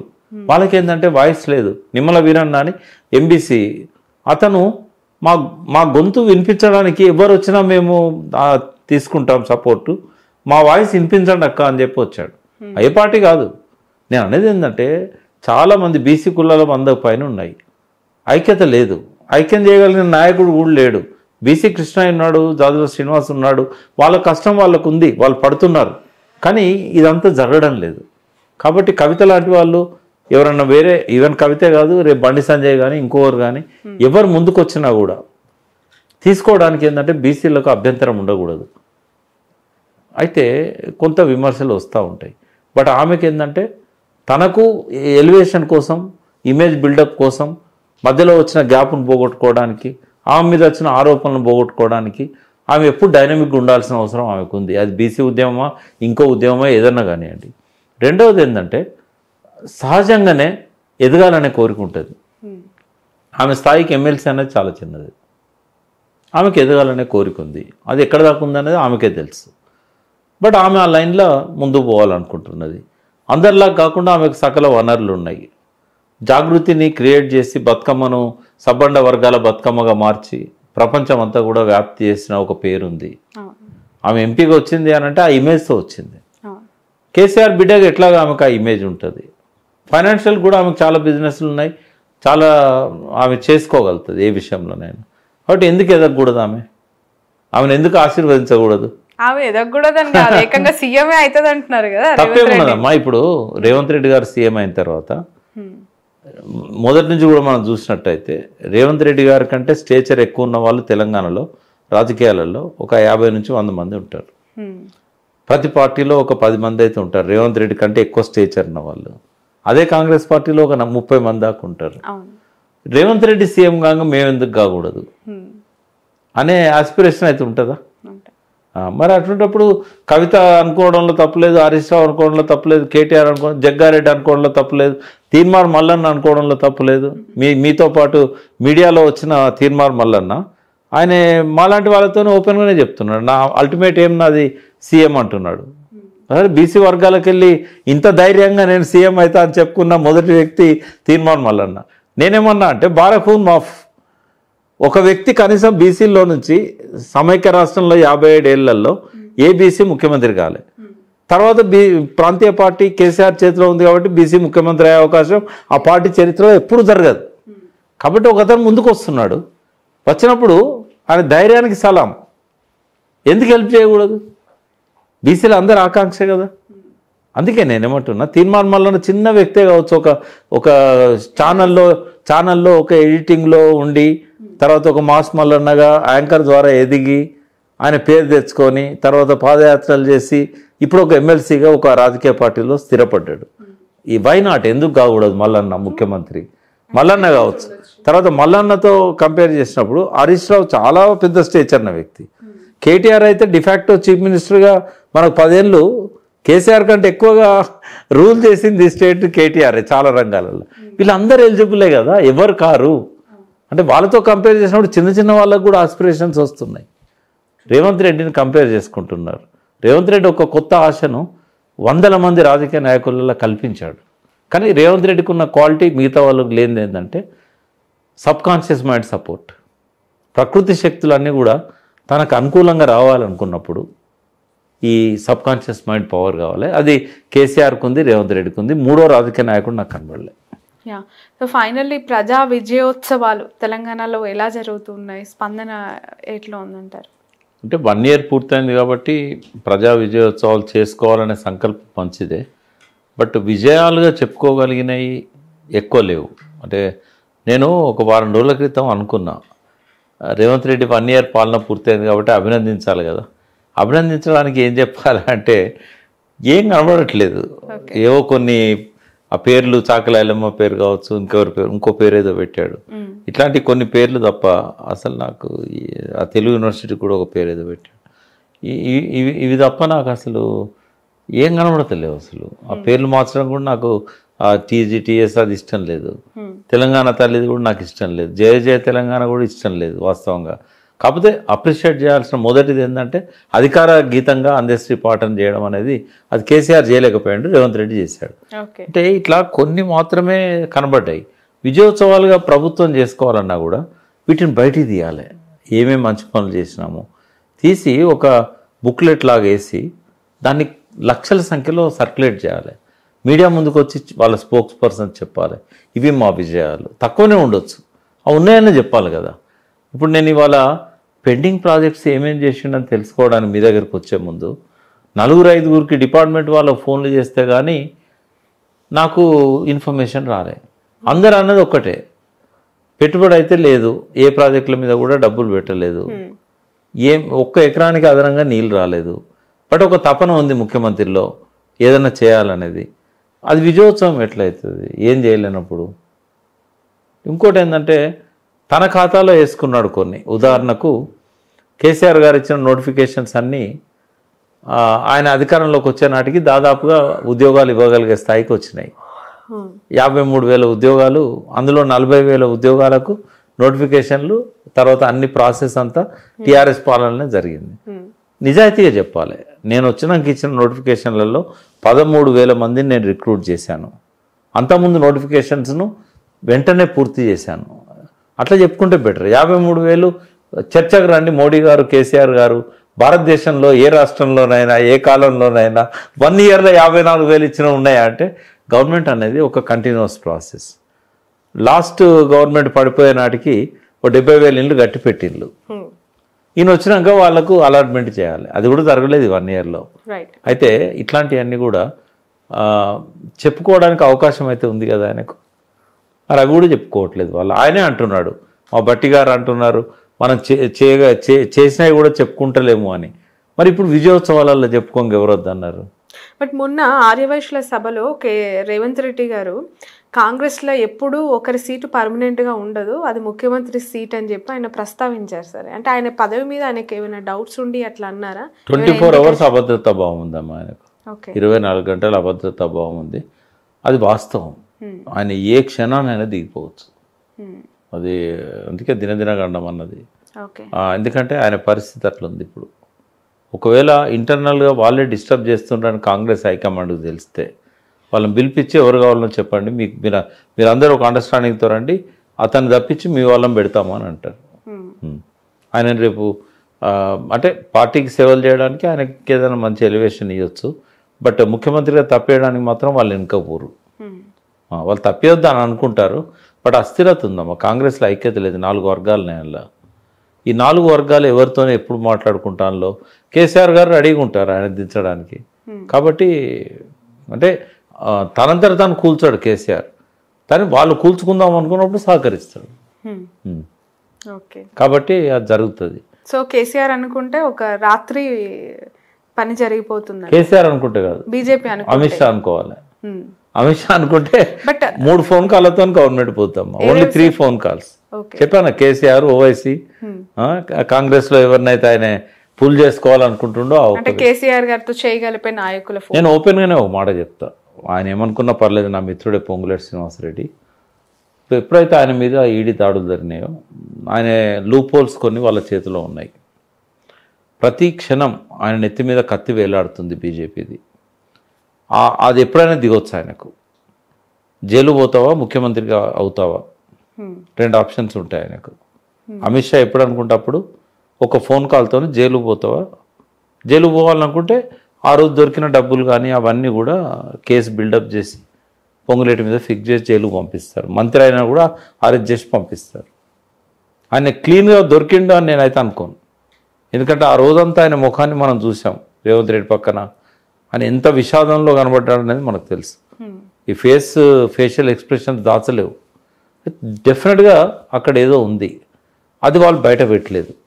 కానీ తనను బ్లాక్మెయిల్ చేయడానికి వాడుకుంటారు. బీజేపీ నైజం అది. అంటే ఏ క్షణాన్నైనా పొంగులేటిని వాళ్ళు వాళ్ళ కంట్రోల్లోకి తీసుకొని, ఇప్పుడు ఎక్కువ మంది గ్రూప్ ఉంది ఆయనకి రేవంత్ రెడ్డి తర్వాత, ఎక్కువ మందికి పెట్టుబడి పెట్టింది రేవంత్ రెడ్డి తర్వాత. కాంగ్రెస్ ఎమ్మెల్యేలలో ఎక్కువ మంది ఫాలోయింగ్ ఉన్నది కూడా పొంగులేటికే. పొంగులేటికి తోడు ఇంకొక లీడర్ అయితే చాలు. ఆ లీడర్ ఎవరైనా కావచ్చు, ఇంకో 3 గ్రూపులు ఉన్నాయి. ఏమన్నా కావచ్చు, ఎవరైనా కావచ్చు. డిప్యూటీ సీఎం ఇస్తానంటే, లేదా మంచి ఇరిగేషన్ ఇట్లాంటి పోర్ట్ఫోలియోలు, అర్బన్ డెవలప్మెంట్, కొన్ని డబ్బులు వచ్చే పోర్ట్ఫోలియోలు ఇస్తామనంటే ఎవరైనా వస్తారు. సో మరొక ఏక్నాథ్ షిండే అవ్వచ్చు అంటారు? కావచ్చు. పాసిబిలిటీ ఉంది. పొంగులేటి శ్రీనివాస్ రెడ్డి గారు ఆయనకు ఎక్కువ అవకాశాలు ఉన్నాయి. నేను చాలా రోజుల నుంచి చెప్తున్నా ఆయనకు అవకాశాలు ఉన్నాయి. రెండవది కాంగ్రెసే మార్చాలనుకున్నప్పుడు ఉత్తమ్ కుమార్ రెడ్డికి అవకాశం ఉంటుంది. అయితే ఈ రెండింటిని తట్టుకొని రేవంత్ రెడ్డి కంటిన్యూ కావాలనుకుంటే ఆయన తను ఒకసారి ఇంట్రెస్ట్ చేసుకోవాలి, పరిశీలన చేసుకోవాలి. ఇంకా ఏం చేయాలి, ఏ మార్పులు తీసుకురావాలి, వీళ్ళతో ఎట్లా సాయుధ్యం తీసుకొచ్చుకోవాలి. ఇప్పుడు చంద్రబాబు నాయుడు సేవ్ చేస్తున్నాడు రేవంత్ రెడ్డిని, బీజేపీ ప్రభుత్వాన్ని కూల్చకుండా. కానీ చంద్రబాబు నాయుడు ఎంతకాలం మోడీతో ఈయన దించకుండా సేవ్ చేయగలుగుతాడు అనేది సమస్య. రెండవది రేవంత్ రెడ్డికి ఈ సీటు ఖాళీ అయితే మళ్ళీ ఆయన ఎప్పటిలాగానే మళ్ళీ ముఖ్యమంత్రి కావడానికి ఆయనకు ఒక ఫోరం రెడీగా ఉంది. అదేంటంటే బీజేపీ, జనసేన అండ్ ఇది ఏదైనా జరగవచ్చు, తెలుగుదేశం. అంటే నెక్స్ట్ ఒకవేళ బీజేపీ దించలేదు ఆయనను, కాంగ్రెసే దించింది అనుకుందాం. కాంగ్రెస్ దించినట్టయితే ఆయనకు ఆల్టర్నేటివ్ ఏముంటుందంటే ఈ 3 ఏవైతే ఉన్నాయో కూటమి, ఆ కూటమికి ఈయన కాంగ్రెస్ నుంచి కొంతమంది ఎమ్మెల్యేలను తీసుకొని వచ్చి జాయిన్ అవుతాడు. ఆ కూటమికి ముఖ్యమంత్రి అభ్యర్థిగా మళ్ళీ పోటీలో నెక్స్ట్ ఎలక్షన్స్లో ఉంటాడు. అంటే ఈ టర్మ్లో 5 ఏళ్ళు ఆయన ఉన్నా లేకున్నా మళ్ళీ ఒక టర్మ్కి ఆయన సిద్ధమవుతాడు. అలా అనుమానం ఏం లేదు. రాజకీయాలలో ఏ పార్టీ సొంతం కాదు, ఏది కూడా ఎవరు పర్మనెంట్ మిత్రులు కాదు, ఎవరు పర్మనెంట్ శత్రువులు కాదు. రేవంత్ రెడ్డికి ముఖ్యమంత్రి సీటు మీద ఉన్న దానిలో 10% కూడా ఆయన పార్టీ లాయల్టీ కానీ, పార్టీతో ఉండాలని కానీ, ఆయన మెయిన్ ఏకైక లక్ష్యం ముఖ్యమంత్రిగా 10 ఏళ్ళు పరిపాలన చేయాలి. ఒకసారి తక్కువ కాలంలో ఉండి మళ్ళీ దానికోసం మళ్ళీ ఆస్పైర్ చేస్తాడు. దానికోసం ఉన్న గ్రౌండ్ అంతా కూడా ఆయనకి చేస్తాడు. ఎందుకంటే 2 ఏళ్ళలో 3 ఏళ్ళలో ఈ సీట్లో ఉండి అంటే అన్సర్టనిటీ అనేది ఒకవైపు మనం మాట్లాడుతూ ఉన్నప్పుడు ఈ జమిలీ పైన ఎట్లా ఉండబోతుంది సార్? జమిలీ చాలా సమస్యలు ఉన్నాయి జమిలీలో. ఎందుకంటే ఇంకా కొన్ని స్టేట్లకు నెక్స్ట్ ఇయర్ ఎలక్షన్స్ ఉన్నాయి. వాళ్ళది 2 ఏళ్ళ కోసమే పెట్టాల్సి వస్తుంది. అంటే ఇది జమిలీ అనేది 100% ఇంప్లిమెంట్ కాదు. ఒక 4 ఏళ్ళు పూర్తి చేసిన ప్రభుత్వాలను మళ్ళీ నోటిఫికేషన్ ఇచ్చి ఎన్నికలకు పోవచ్చు. కానీ ఒక సంవత్సరం 2 సంవత్సరాలు పూర్తయిన వాటికి మాత్రం మళ్ళీ ఎన్నికలు నిర్వహించడానికి వీలు కాదు. ఏది కూడా పర్ఫెక్షన్ అనేది 100% అనేది డిక్షనరీలోనే ఉంటుంది. ఏ ఫీల్డ్లో వెతికినా కూడా కనబడదు అది. జమిలీ ఇన్ ద సెన్స్ ఏంటంటే 28 రాష్ట్రాలకు ఎన్నికలు జరగకపోవచ్చు, కానీ ఒక 15-16 రాష్ట్రాలకు ఒకేసారి ఎన్నికలు జరుపుకోవడానికి వీలుగా అది ఉపయోగపడుతుంది. అది జరుగుతుంది. సో ప్రకాష్ గారు చాలా థ్యాంక్స్ అండి. చాలా టైం మాకు స్పెండ్ చేశారు. 1 ఇయర్ రేవంత్ రెడ్డి గారి పరిపాలన పైన ఇంత ఇన్ డీటెయిల్డ్గా ప్రేక్షకులకు అంటే వాట్స్ గోయింగ్ ఆన్ తెలంగాణ రాష్ట్రంలో జరుగుతున్నాయి, నిధులు నియామకాలు అనేది గతంలో మనం మాట్లాడుకున్నాం. ఇక్కడికి వచ్చిన తర్వాత అంటే వాళ్ళు చేయలేని మేము చేస్తామని గద్దెనెక్కిన ప్రభుత్వం, కేసీఆర్ గారి కంటే బెటర్ అయిన పరిపాలన కాంగ్రెస్ పార్టీ ఇస్తుందని చెప్పిన రేవంత్ రెడ్డి గారి మాట నిలబెట్టుకున్న తీరు, అది ఎంతవరకు ఎన్ని మార్కులు ప్రజల ద్వారా, ఎన్ని మార్కులు మీలాంటి విశ్లేషకుల ద్వారా ఉంది అనేది ఈరోజు మీ ఇంటర్వ్యూ ద్వారా చాలామంది ప్రేక్షకులు తెలుసుకుంటారని నేను అనుకుంటున్నాను. Thanks lot for your wonderful time sir. Next time మళ్ళీ ఒక ఇంటర్వ్యూ మీతో ప్లాన్ చేస్తాను. Thank you so much. ఇది తెలంగాణ ప్రభుత్వం 1 ఇయర్ పరిపాలన పూర్తి చేసుకున్న సందర్భంగా వాళ్ళు ప్రజా విజయోత్సవాలు చేస్తున్నారు. రాష్ట్ర ఖజానా ఖాళీ అయినా సరే ది బెస్ట్ పరిపాలన ఇవ్వడానికి నేను ప్రయత్నిస్తున్నానని రేవంత్ రెడ్డి గారు పదే చెప్తూ ఉన్నారు. అనేక సవాళ్ళు ఉన్నప్పటికీ కూడా అధిగమిస్తానని చెప్తున్నారు. ఎందులో మార్చుకోవాలి, ఇంప్లిమెంటేషన్స్లో ఎక్కడ లోపాలు ఉన్నాయనేవి, ఎక్కడ సరిచేసుకోవాల్సింది ఉంది అనేది ఇలాంటి అనలిస్టుల ద్వారా కొంత తెలుసుకుంటే ప్రజలకు ఇంకొంత సేవ చేసే, మంచి చేసే అవకాశం ఉంటుంది అని మనం భావించాలి. That's all for now.